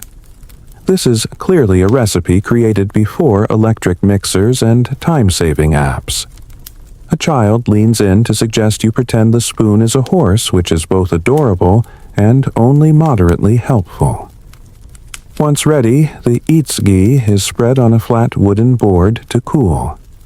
It sets quickly, forming a dense, chewy mass with a rich, slightly smoky flavor. A slab is sliced and passed your way. It's incredible, like candy from an alternate timeline. There's no artificial sweetness, no hint of preservatives, just milk fire and a few handfuls of flour. You savor it slowly, licking the last bit from your thumb like a true convert. Historians still argue whether Mongolian dairy treats like itsgai had ritual or seasonal importance, or if they were simply ingenious uses of extra milk during the peak production months. Some say it was made primarily for children. Others argue it functioned like energy bars packed along long journeys. One 19th century traveler even compared it to the sweetened ghee balls of Tibetan monks, suggesting possible shared roots. And here's a strange tidbit: in some regions, leftover butter from festival offerings is mixed with flour and honey to create symbolic sculptures of animals, landscapes, or even entire miniature temples. Not exactly something you'd bite into, but certainly a conversation piece if you ever throw a Mongolian-themed dinner party. Back at the GR, you watch the butter being wrapped, the fudge being stacked, and the bowls being scrubbed clean for tomorrow. The children are already sneaking bits of eatski behind a pile of saddle blankets, giggling at their own stealth. As the afternoon stretches out, you settle by the fire, eatski in one hand, a wooden cup of milk tea in the other. You can hear horses whickering softly in the distance, and the rustle of felt flaps against the wind. Buttercream fudge. It's all part of a rhythm that repeats season after season, generation after generation. You glance down at your sticky fingers and realize you've eaten more than you intended. But honestly, can you blame yourself? Out here, even the desserts carry a legacy. By now, your taste buds are practically bilingual in fermented dairy. You've churned, sipped, chewed, and smeared your way through most of Mongolia's lactose legacy. But today, the culinary mood is less dessert, more dinner, though dinner with a rich, cheesy twist. You're about to dive into the final stage of the Mongolian dairy cycle, making biaslag the humble but mighty cheese that served as both daily sustenance and long-haul provision across the sweeping steppes. Let's set the scene. Outside the GR, a herd of cows grazes lazily on knee-high grass, the wind teasing their tails into hypnotic spirals. Inside, you're seated cross-legged next to a deep pot of milk that's been heating just to the edge of a simmer. Not quite boiling, boiled milk is considered exhausted, like a warrior who's already sung their last ballad. Instead, this milk is full of potential. Here's how it goes down. First, the milk is left to cool to a very specific, just warm temperature. Your host dips a finger in to test, not with a thermometer, mind you, but with generational intuition. Then, a scoop of huru, a starter culture made from previously soured milk or yogurt, is stirred in. This introduces lactic acid bacteria, which begin the slow process of fermentation. After a few hours, the milk thickens. It doesn't curdle violently like vinegar-based cheeses. No, it sets gently, like it's slowly realizing its destiny. Once the curds form, they're ladled into a fine mesh bag or strainer, often made from horsehair, because of course it is, and hung over a basin to drain. You watch the whey drip steadily into a clay bowl, a soft patter that sounds suspiciously like applause for your patience. The curds left behind are compacted, gently pressed under a weighted stone, and left to firm up. The result: a dense white cheese with a mild, tangy flavor and a texture somewhere between mozzarella and feta, depending on how long it's aged. Biaslag is eaten fresh, tossed into rice dishes, stirred into soups, or sliced thick onto bread. You try a piece on a dried wheat cake. It's smooth, a little squeaky between your teeth, and tastes like clean air and milk memories. Here's the quirky detail: some families smoke their biaslag to give it extra preservation power and a faint bacony kiss of wood. Others wrap it in wool and bury it for a few days, claiming it gains wisdom underground. One elder swears that a buried cheese is better for your joints. You're not about to argue. And as for the whey, nothing is wasted. It's poured off into clay vessels, boiled down, or used in soups. In a land where survival depends on efficiency, every drop of dairy has a purpose. Historians still argue whether biaslag developed independently in Mongolia or arrived via Silk Road trade from neighboring cultures like Tibet or Western China. It likely evolved alongside a dozen other milk-saving tricks in response to the one constant truth of nomadic life: milk doesn't wait. You ask how long the cheese lasts. The answer depends on the season, the storage, and the luck. Some biaslag keeps for weeks in a cool shaded gear. Others are eaten within days, chased by cups of warm tea and side glances from goats hoping you drop some. Later, you help slice a fresh batch of biaslag into long, thin strips. These are placed on a wide rack outside the GER, where the sun and wind will slowly dry them into something harder and more portable, ideal for saddlebags and extended trips. Think of it as string cheese's prehistoric cousin. You try one. It's chewy sharp and slightly sweet, like if Parmesan and air-dried yogurt had a meet-cute. As the cheese dries, you're shown the sacred cheese shelf.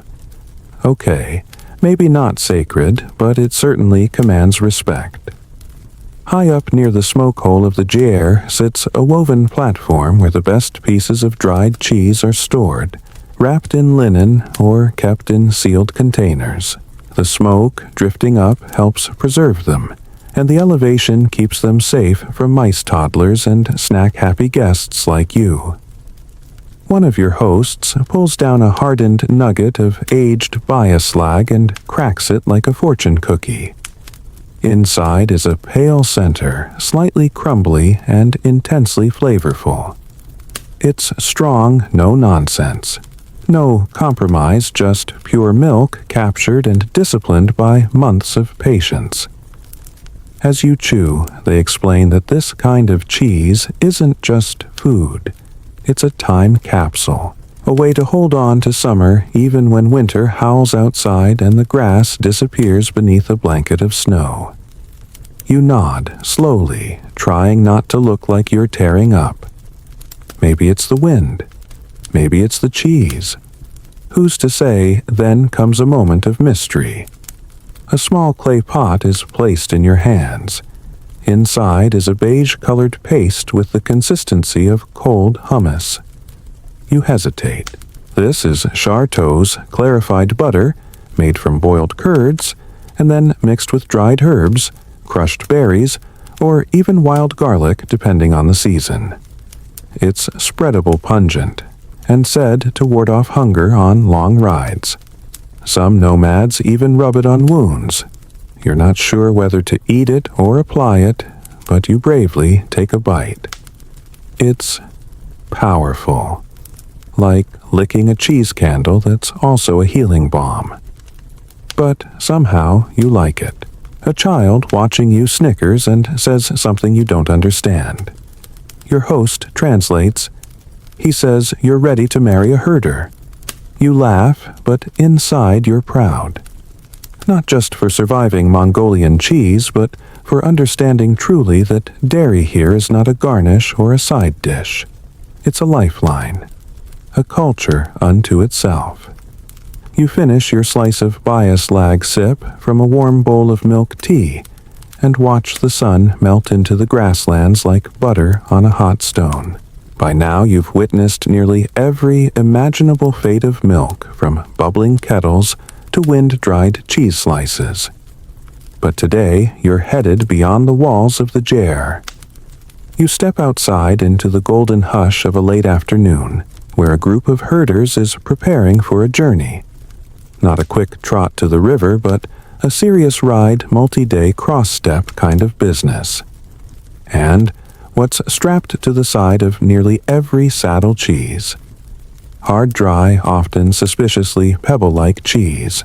You're about to learn that in 12th century Mongolia, cheese wasn't just for breakfast, it was trail food, survival rations, and sometimes, if you squinted hard enough, dessert. Let's talk arul again, that dry, often tooth-breaking milk rock from earlier. But here's a fun twist, travel-grade arul. Think of it like a granola bar with the humor beat out of it. Hard, yes. but compact, light, nutritious, and practically immortal. This is cheese built for warriors for long rides over unpredictable terrain and for campfires under stars that feel 10 feet away. You're handed a linen pouch filled with little knobs of this tough dairy. You bite one. It fights back. Hard. The kind of snack that demands respect. After a few seconds, it begins to soften, releasing its tangy, slightly sweet flavor. You chew and chew and chew some more. Somewhere in the distance, a marmot watches your jaw muscles with concern. Herders love it because it's almost impossible to spoil. A properly dried chunk of arul can last months, even years, tucked into a saddlebag or hidden in a pouch.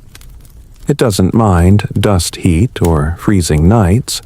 Its milk's final form hardened by time worthy of journey.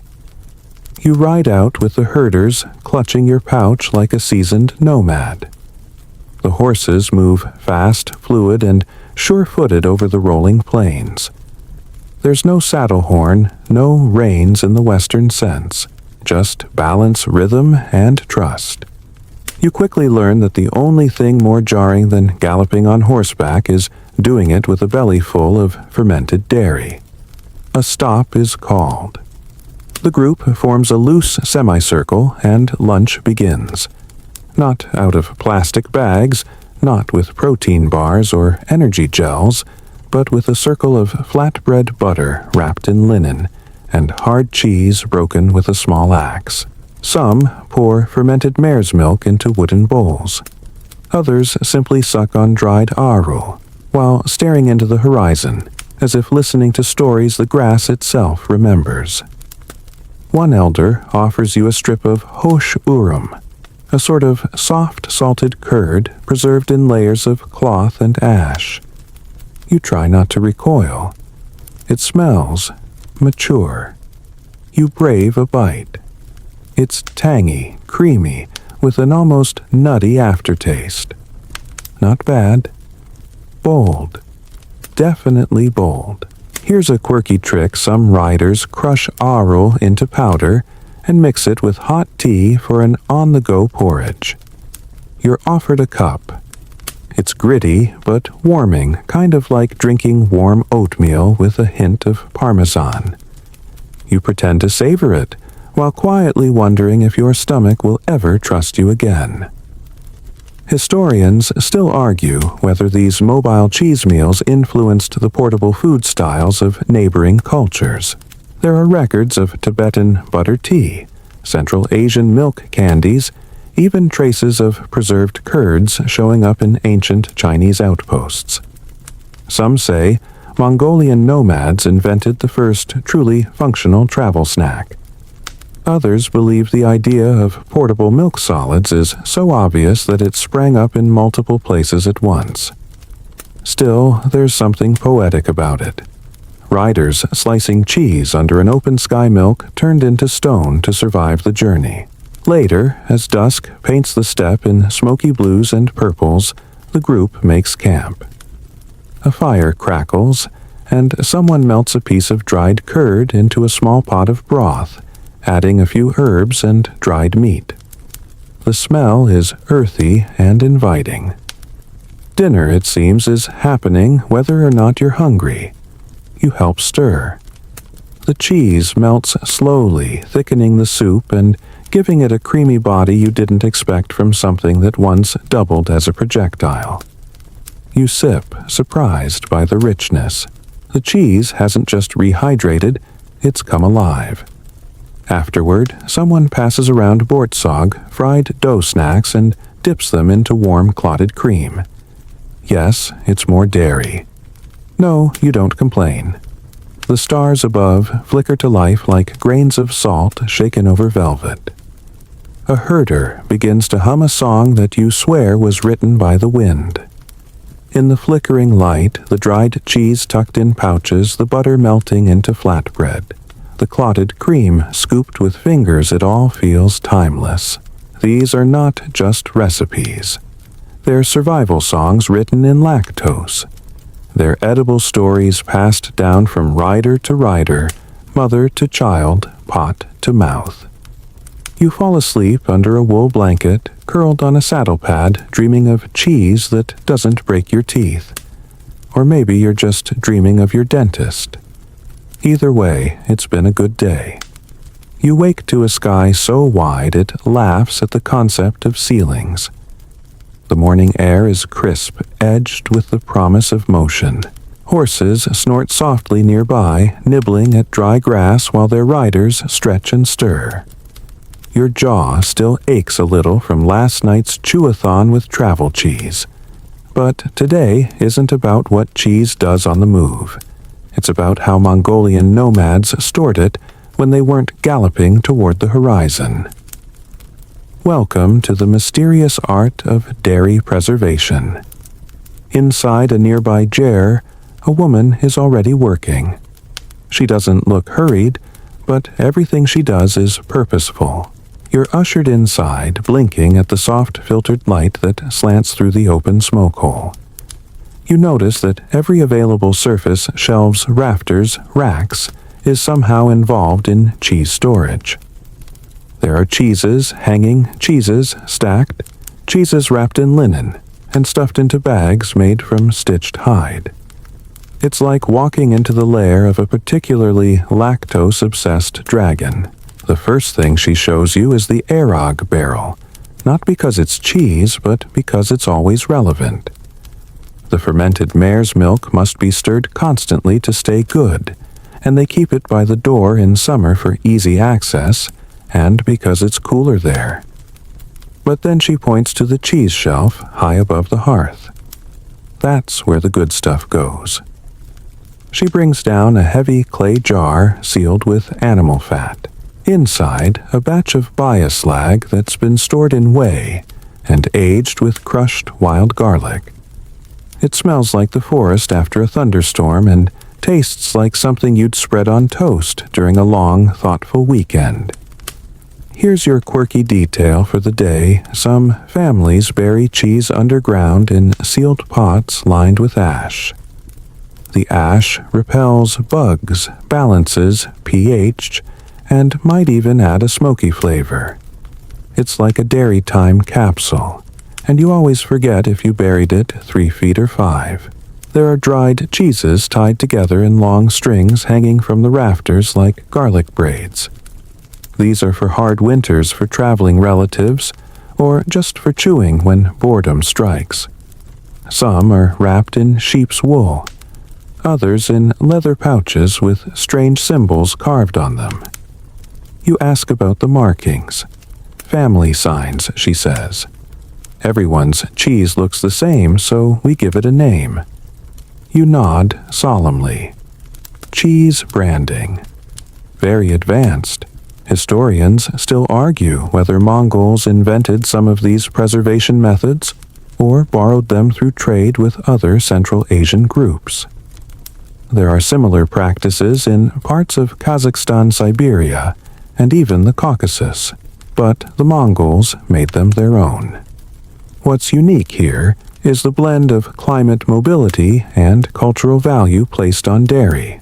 Everything is geared toward longevity cheese that lasts through travel through snow, through sieges, and through teenage sons with bottomless appetites.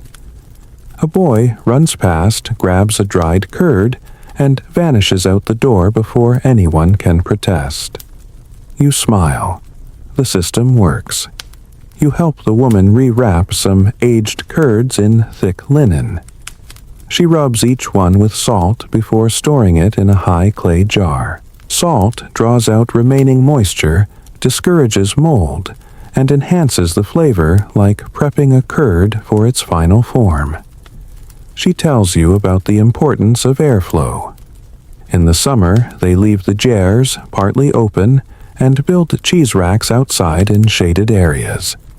In winter, the storage shifts closer to the hearth where warmth from the fire keeps things from freezing solid.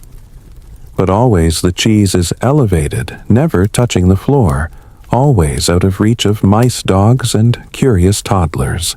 You climb up to examine the rafter storage, pretending to be helpful, but mostly trying to catch a whiff of something ancient. Up here it's warm and slightly smoky. The cheeses are hard as bones, slightly waxy on the surface.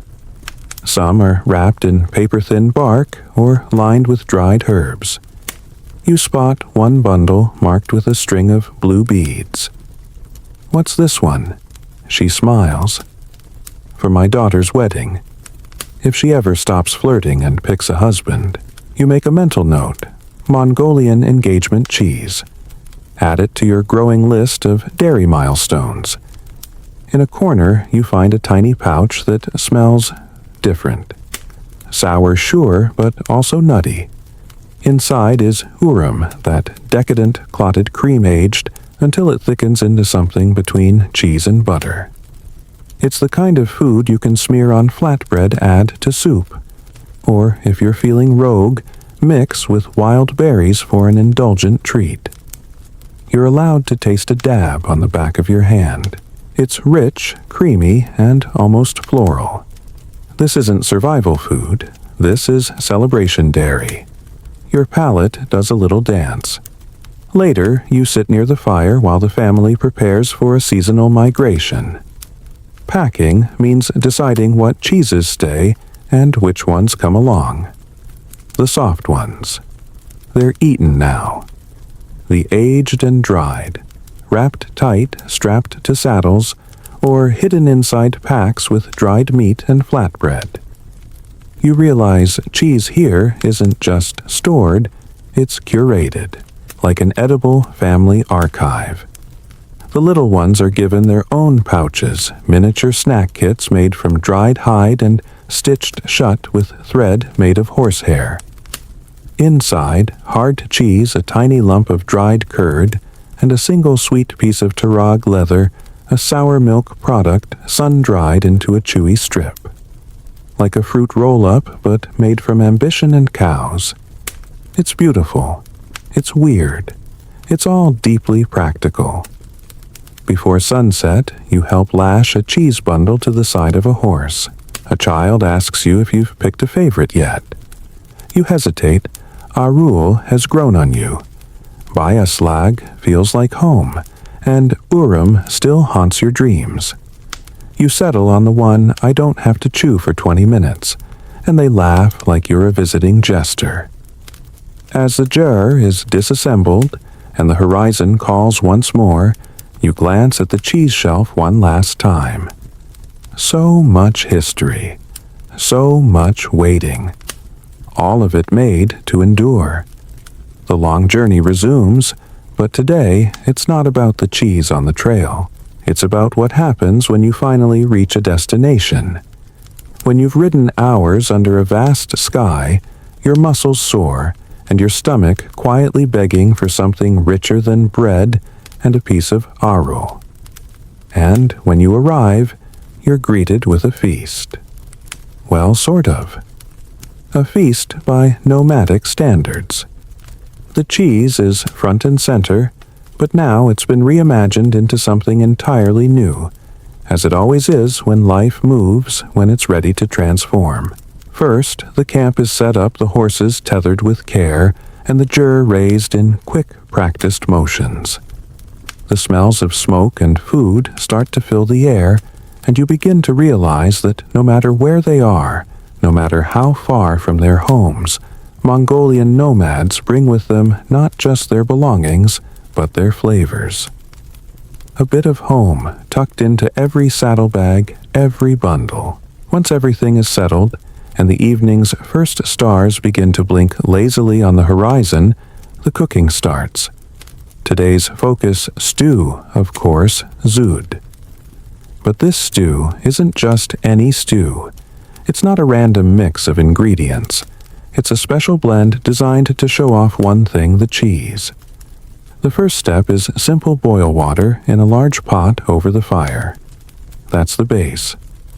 Then, chunks of meat are added, often lamb or goat, occasionally yak if they're lucky. As the meat simmers, pieces of bayaslag or arul are introduced, adding saltiness and richness to the broth. Slowly, the flavors meld, and you realize that this is no ordinary stew. This isn't just for warmth or comfort. This is cheese's moment to shine. You're handed a wooden spoon and invited to stir. As you do, the cheese dissolves, thickening the broth and adding a velvety texture. You take a sip. It's salty, hearty, deeply satisfying. The cheese has transformed, turning the broth into something almost creamy, a kind of liquid comfort food. You can see how this would be perfect after a long, hard day's ride, how it would settle into your bones and give you the energy to do it all over again tomorrow. But there's something even more fascinating about this dish. The way the cheese can be reworked, how it changes its form to fit the rhythm of daily life. It's as if cheese here has learned to flow with the seasons, to evolve with the needs of its people. You're tasting something that's not just food, but an ancient living process.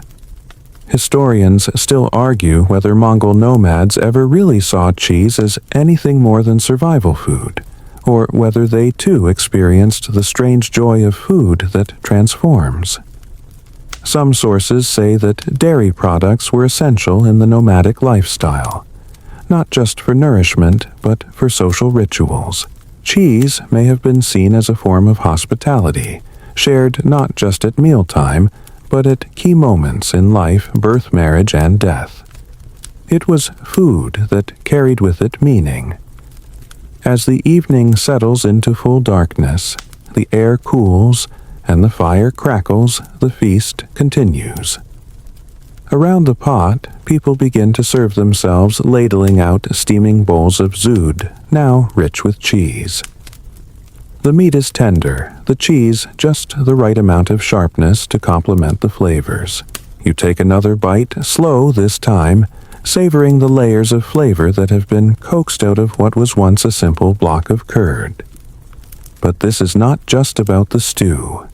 It's about the way the cheese and the meal as a whole comes together, a product of centuries of adaptation and refinement. The stew is not simply food.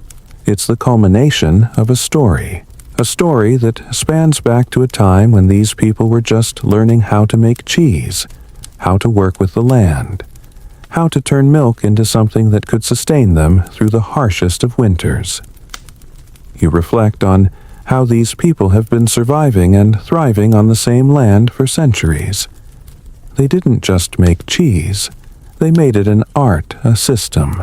It's as though every meal you've had, every dish you've tasted has been a lesson in history, in resilience, in the very essence of Mongolian culture. As you finish your bowl, you realize that while cheese may have been the star, it was never just about the food. It was about community, about sharing what you had, about passing down knowledge from generation to generation. In that bowl of stew, you didn't just taste the cheese. You tasted the history of Mongolia itself. Later, as the fire dies down and the wind rustles through the steppe, the people retreat to their jurs, content, full, and deeply connected to the land. You wrap yourself in your blanket, your stomach warm with the stew, and drift off to sleep to the sound of soft hooves and the crackling of the dying fire.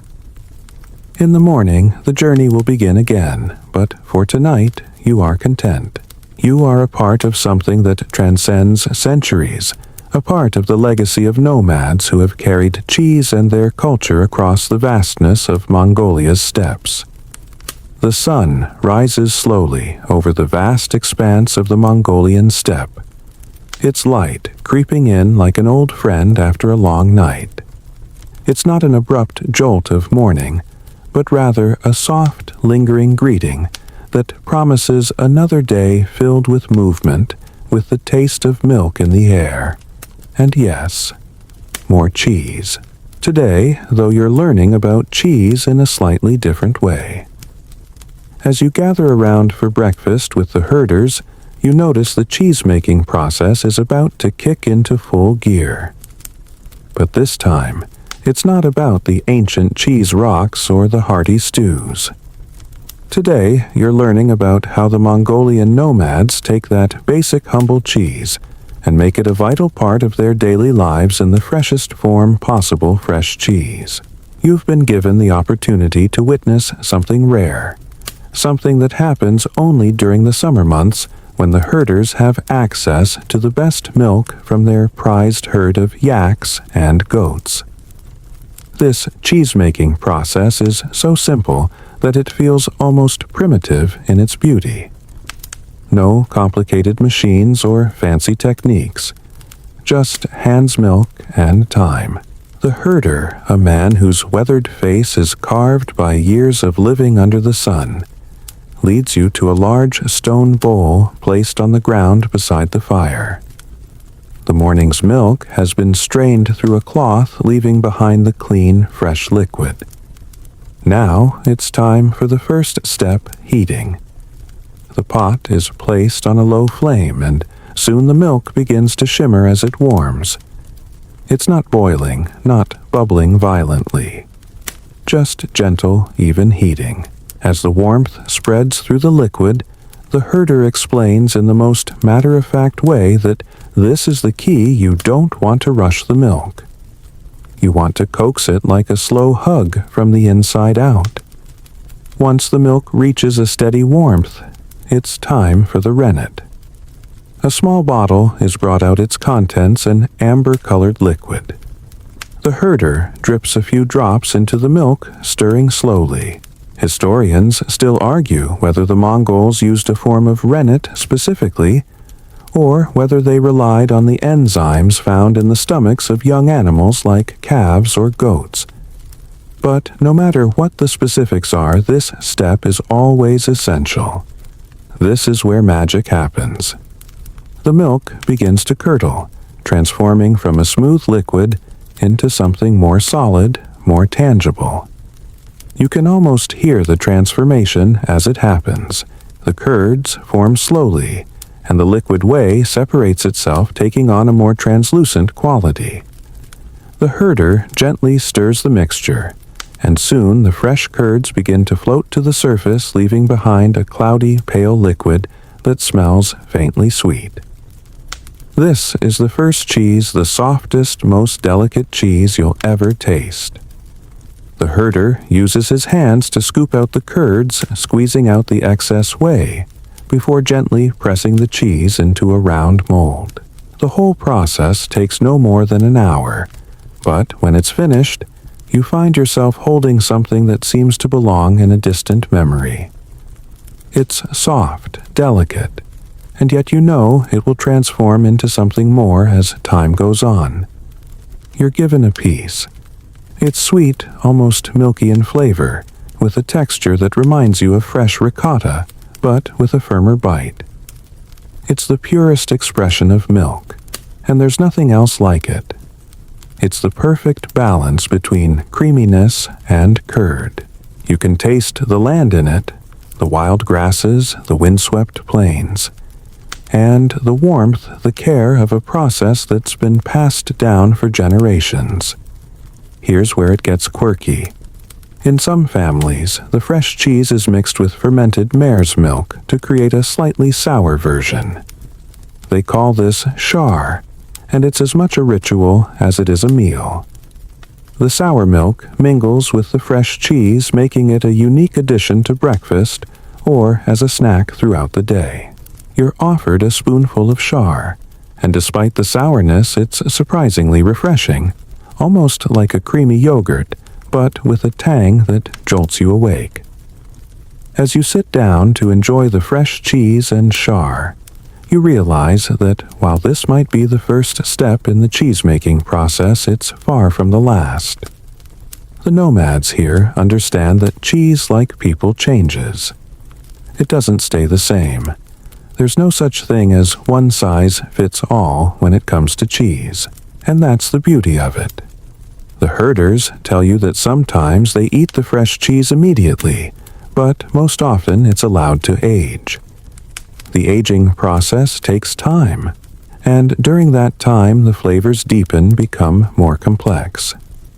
Sometimes it's dried and preserved, sometimes it's left to age in cool, dark spaces, and sometimes it's just enjoyed as it is pure, unaltered, untouched by the hands of time. There's something deeply satisfying about this process, about seeing how something as simple as milk can be transformed into something so delicious, so integral to life itself. You watch the herder continue his work, forming more cheese and setting it aside, each piece a little different from the last, each piece carrying with it the history of the land and the people who live on it. As the morning stretches on, you realize that cheese in all its forms is more than just a food. It's a story, a tradition, a means of survival. It's something that connects you to the land, to the people, and to the endless horizon that stretches out in every direction. The milk from the morning has been transformed into a feast, and soon it will be turned into more a tool for survival, a gift to others, a reminder that food is never just about sustenance. It's about connection. By the time the sun climbs higher in the sky, the steppe seems to open up even wider, as if it's made of endless possibility.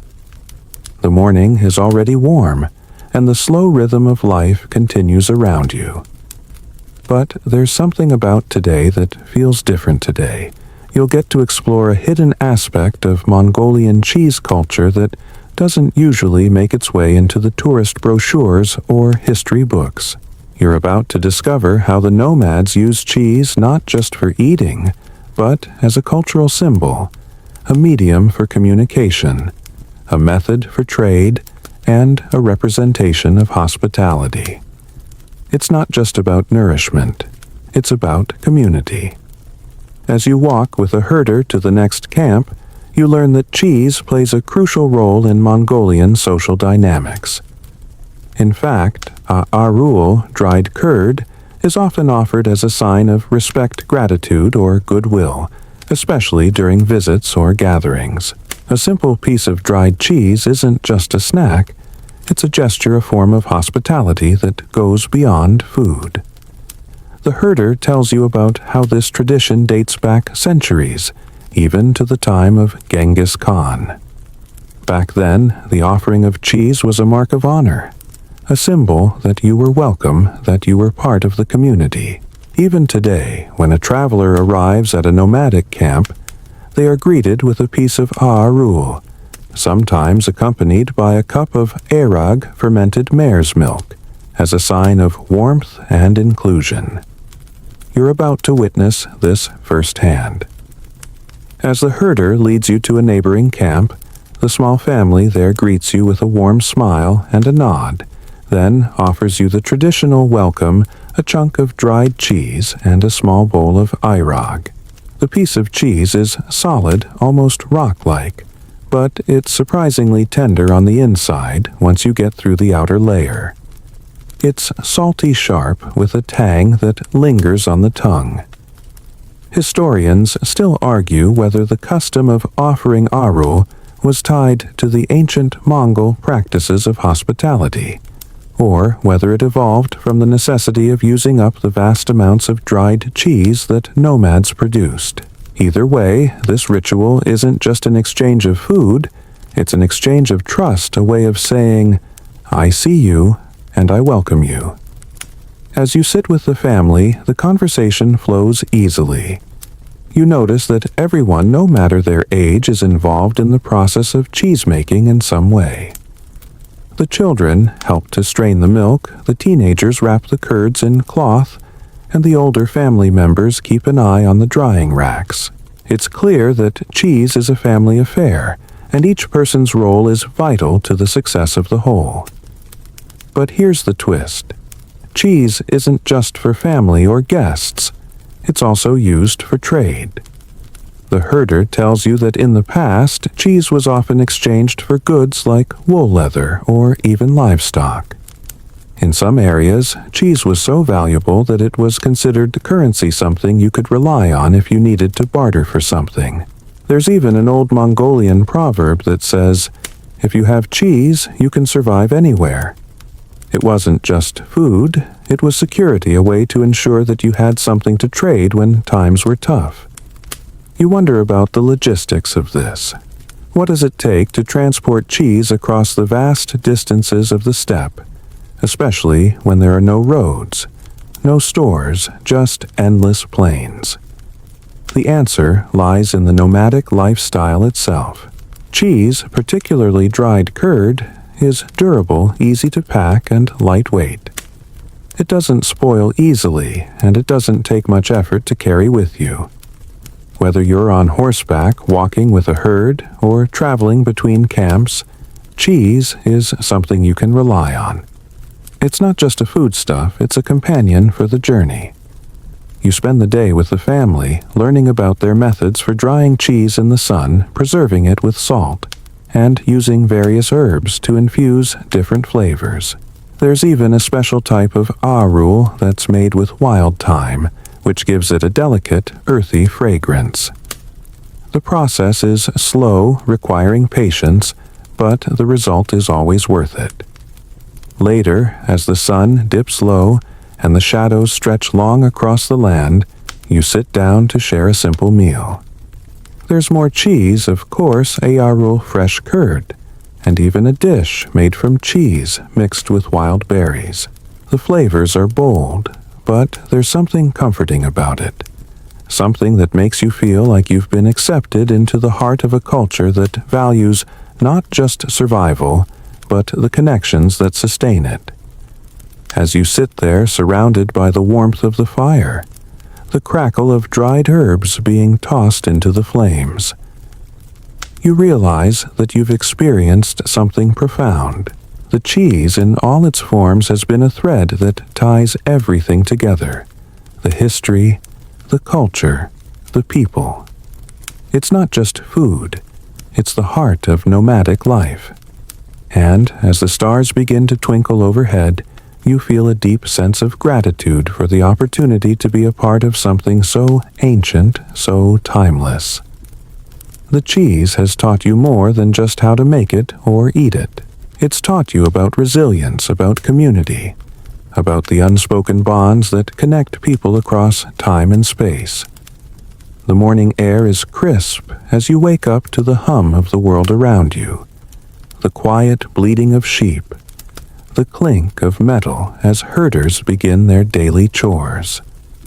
The fire still smolders from last night, and the faint smell of dried herbs lingers in the air, a gentle reminder of the meals shared. It's a peaceful moment, but you know, the day will be another journey through a world that moves at its own pace, guided by the rhythm of life on the Mongolian steppe. Today, though, you're diving deeper into the role cheese plays in the survival of the nomads, not just as a food or a trade item, but as a means of sustaining life through some of the harshest seasons. You'll find that cheese isn't just part of the lifestyle, it's practically necessary for survival. In the cold months of winter, when the winds whip across the plains and the ground is frozen hard, the herders of Mongolia face extreme challenges. Livestock are harder to manage. The grass is buried under snow and food becomes scarce. It's during these times that cheese, particularly dried cheese like arul, becomes the lifeblood of the nomadic diet.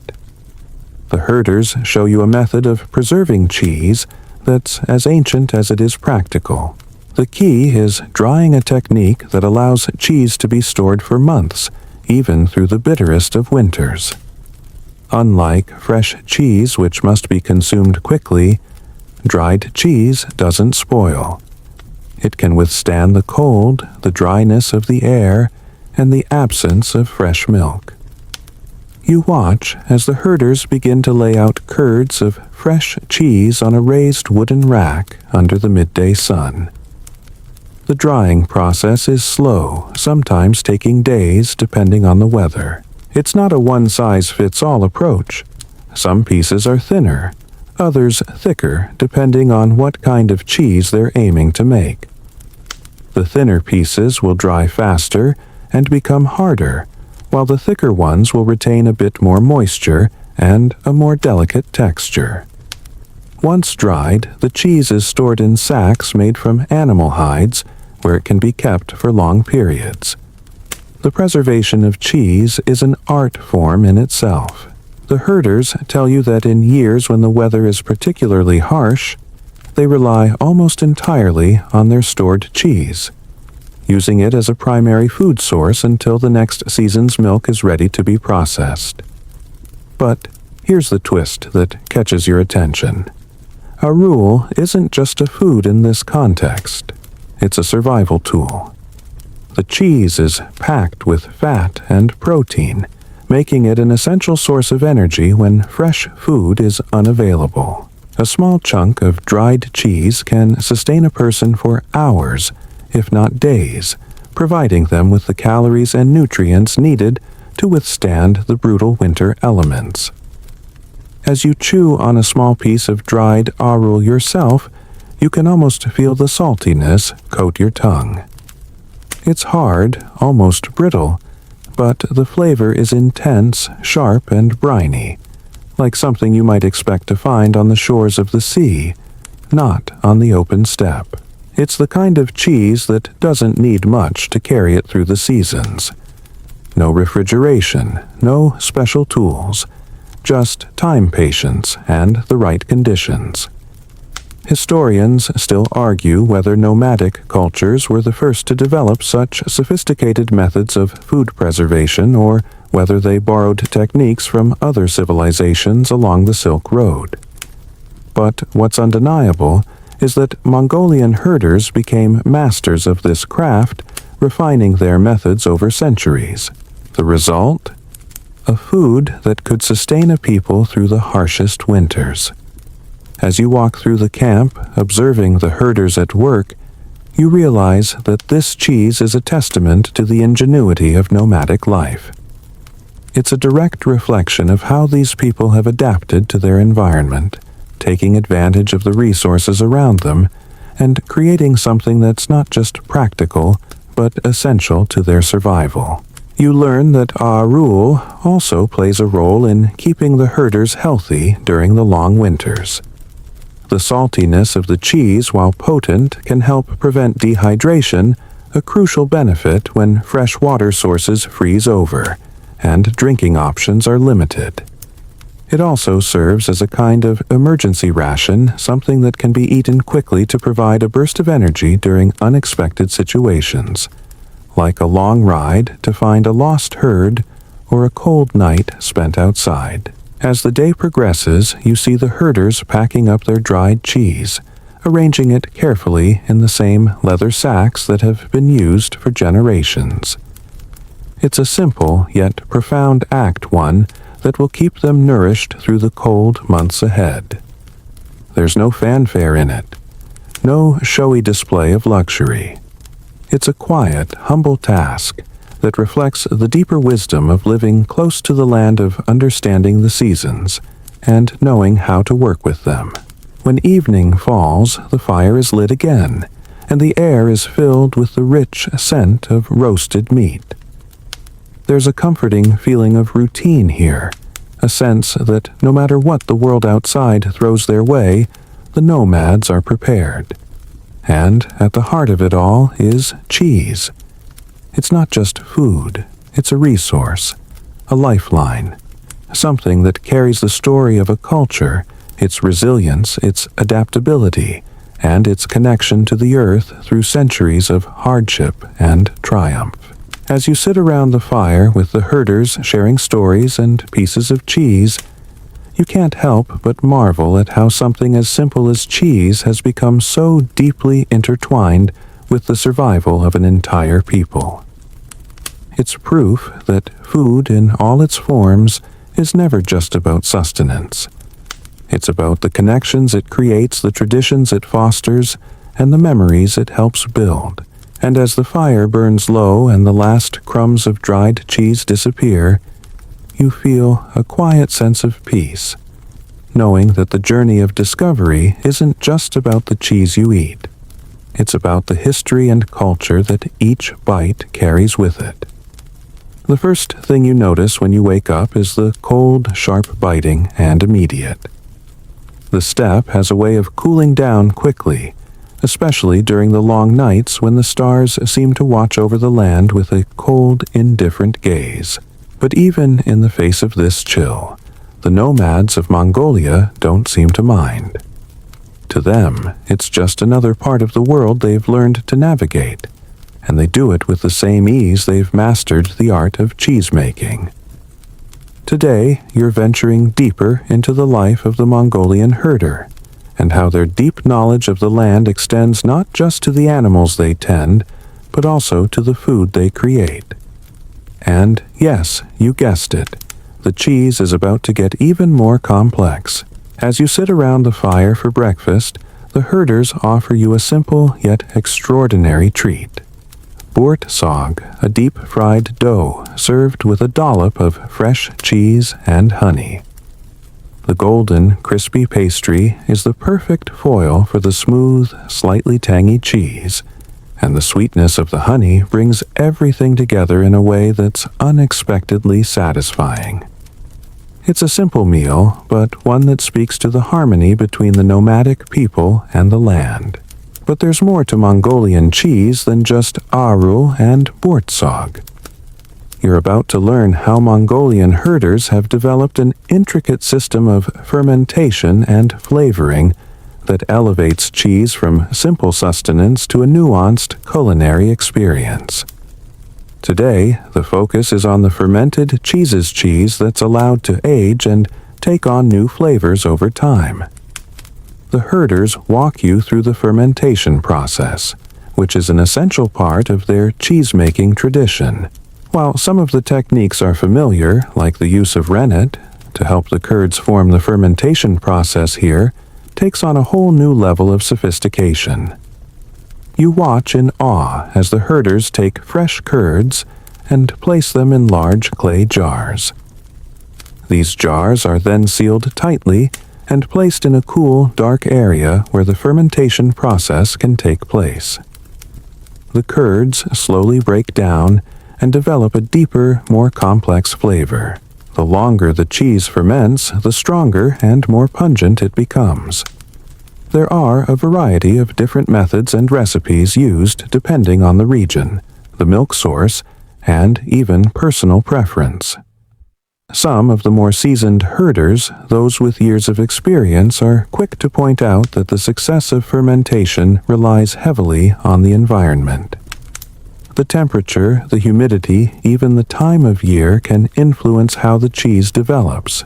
Historians still argue whether the Mongols intentionally harnessed this fermentation process or whether it happened by accident as a result of the extreme conditions in which they lived. Either way, the results are undeniable. The herders you meet here are masters of their craft, turning simple ingredients into something much greater. You're handed a small bowl of one such fermented cheese. The texture is creamy, almost spreadable, and the flavor hits you immediately, a sharp, tangy taste that reminds you of old-world cheeses with a depth that lingers on your tongue. It's an entirely different experience from the fresh curd or dried cheese. There's a wild, untamed quality to it, as if it carries with it the essence of the land itself. There's also a type of cheese that's smoked a process that gives it a completely unique flavor. The herders smoke the cheese over wood fires, infusing it with a woody aromatic quality that pairs beautifully with the salty tang.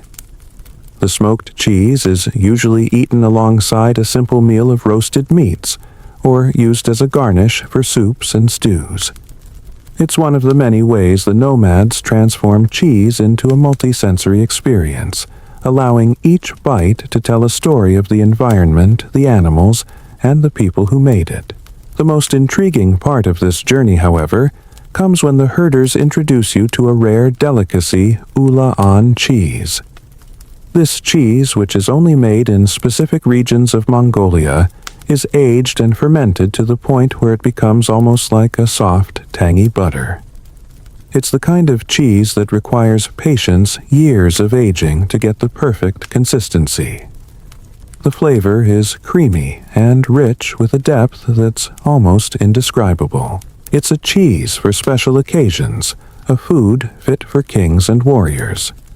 And it's a far cry from the simple dried curd you first encountered on the steppe. Historians still argue about the exact origins of Ulan cheese, with some believing it was developed by the Mongols as a luxury food during their imperial days, while others think it's a much older tradition passed down from the early nomadic peoples of the region. Whatever its origins, there's no denying its significance. It's a delicacy, a symbol of wealth, and a rare treat that's shared only with close friends, family, and honored guests. As you sit down to savor the Ulan cheese, you reflect on everything you've learned so far. The Mongolian nomads, despite their relatively simple way of life, have an extraordinary understanding of food flavor and preservation. Cheese isn't just a part of their diet, it's a part of their identity, a thread that runs through their history and culture. Each type of cheese tells a story, whether it's the fresh curd that sustains them during the summer, the dried arul that helps them survive the winter, or the fermented Ulan cheese that brings people together to celebrate life's most significant moments. In this land, where the horizon stretches endlessly and the weather is as unpredictable as the tide's, cheese is more than just food. It's survival tradition and artistry all rolled into one, and as you finish your bowl of Ulan cheese, you can't help but feel like you've just experienced something truly special, something that's been passed down for generations, something that's been woven into the fabric of life itself. As the day drifts into evening, a sense of tranquility settles over the camp. The sun, now low in the sky, casts a golden light over the endless expanse of the steppe. It's a moment of peace that seems to stretch on forever, the world around you filled with the soft hum of nature. The fire is crackling, and the scent of wood smoke fills the air, mingling with the lingering aroma of freshly made cheese. It's the kind of calm that only the open wilderness can offer, far from the chaos of modern life. But tonight, instead of heading to bed early, you find yourself drawn to a particular story. The tale of how Mongolian cheese found its place in a world beyond the steppe-crossing borders, and even reaching the heights of European palates. The journey of cheese, as it turns out, isn't confined to the plains. It's a story of cultural exchange trade and the evolution of food that stretches far beyond the Mongolian plateau. It all begins along the Silk Road, the vast network of trade routes that connected east and west. For centuries, the Mongols were at the heart of this exchange, bridging cultures' ideas, and perhaps most significantly, food. The Mongols, known for their conquests and empire building, also became crucial players in the spread of goods, including the cheeses they'd been perfecting for centuries. As trade flourished, Mongolian cheeses, particularly the dried varieties like arul, became valuable commodities. The Mongols, with their expert knowledge of preservation, introduced these cheeses to markets far beyond their homeland. Arul found its way into the hands of traders, and soon enough it was being shared across Asia, the Middle East, and even into parts of Europe.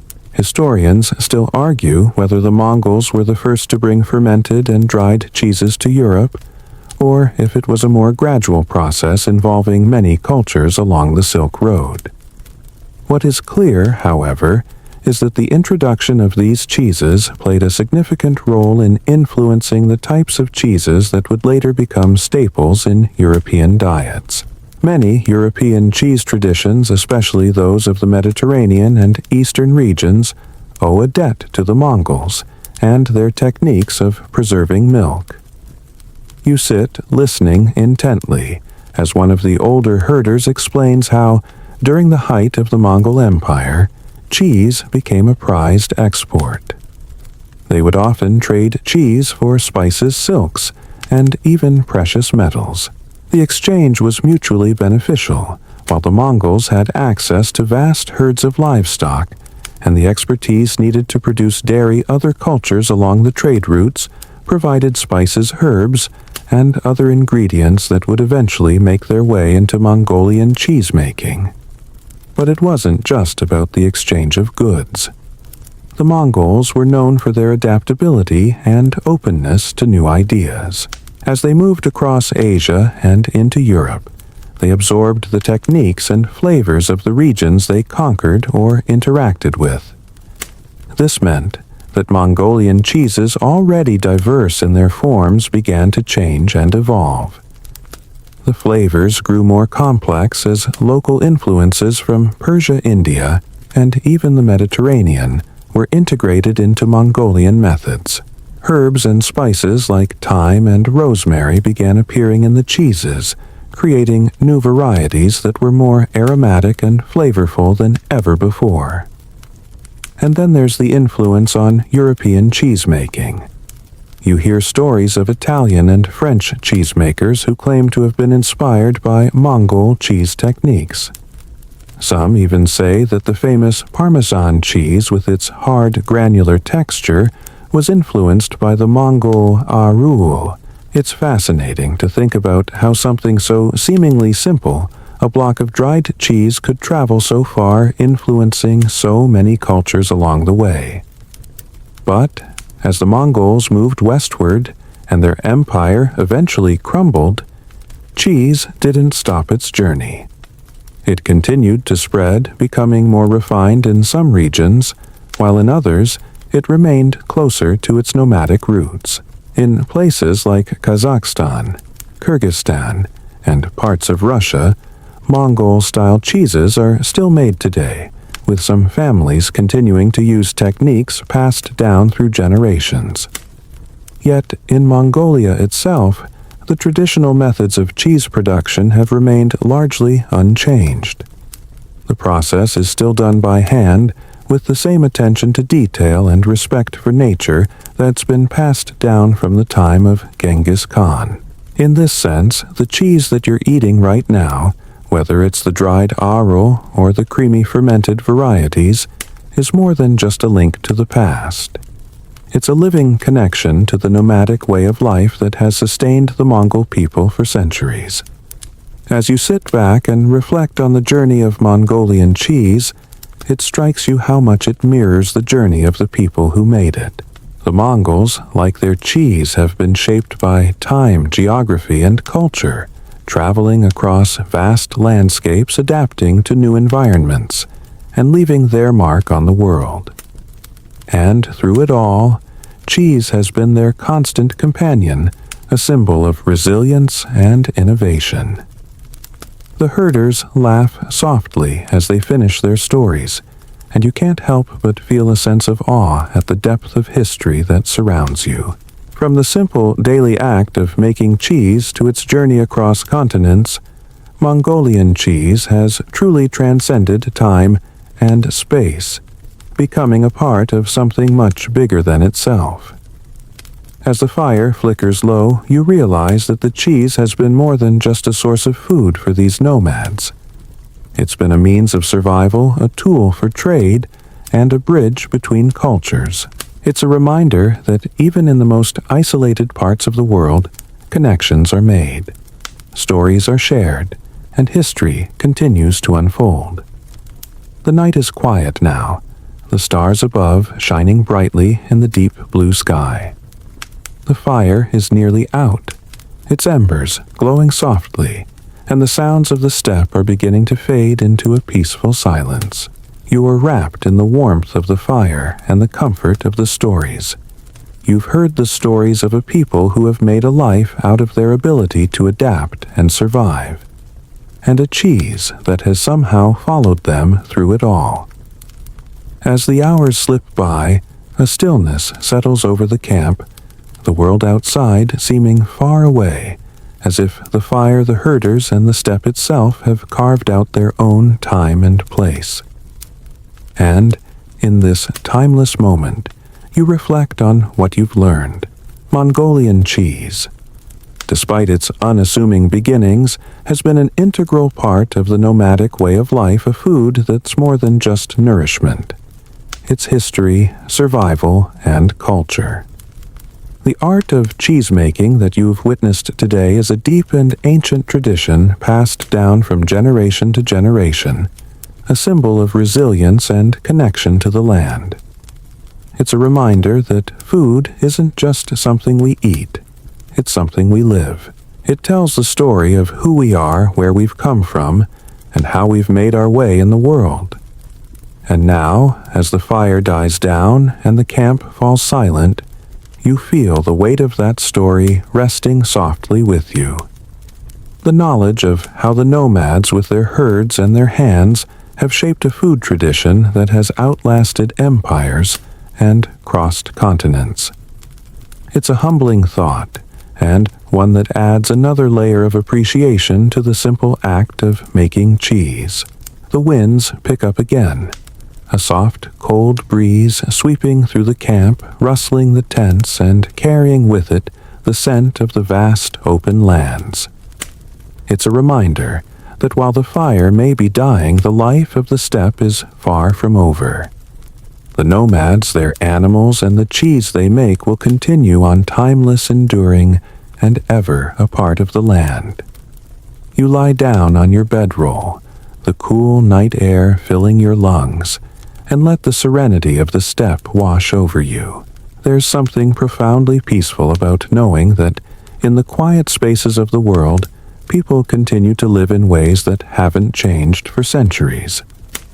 There's comfort in the simplicity of it all, in the certainty that some things like cheese and the traditions of those who make it will endure. Slowly, your thoughts drift, the last fragments of the day fading into the background. The stories, the tastes, the textures, everything that's been shared with you tonight begin to soften. The fire is now just a memory. The cheese, nothing more than a taste on your tongue. The stillness of the steppe, once foreign, now feels like home, a place where time flows differently, and where the connection between food, people, and land remains as strong as ever. And as you slip further into sleep, the gentle whisper of the wind outside seems to murmur the final words of tonight's journey, a journey that, in its own quiet way, has brought you closer to the heartbeat of the Mongolian steppe.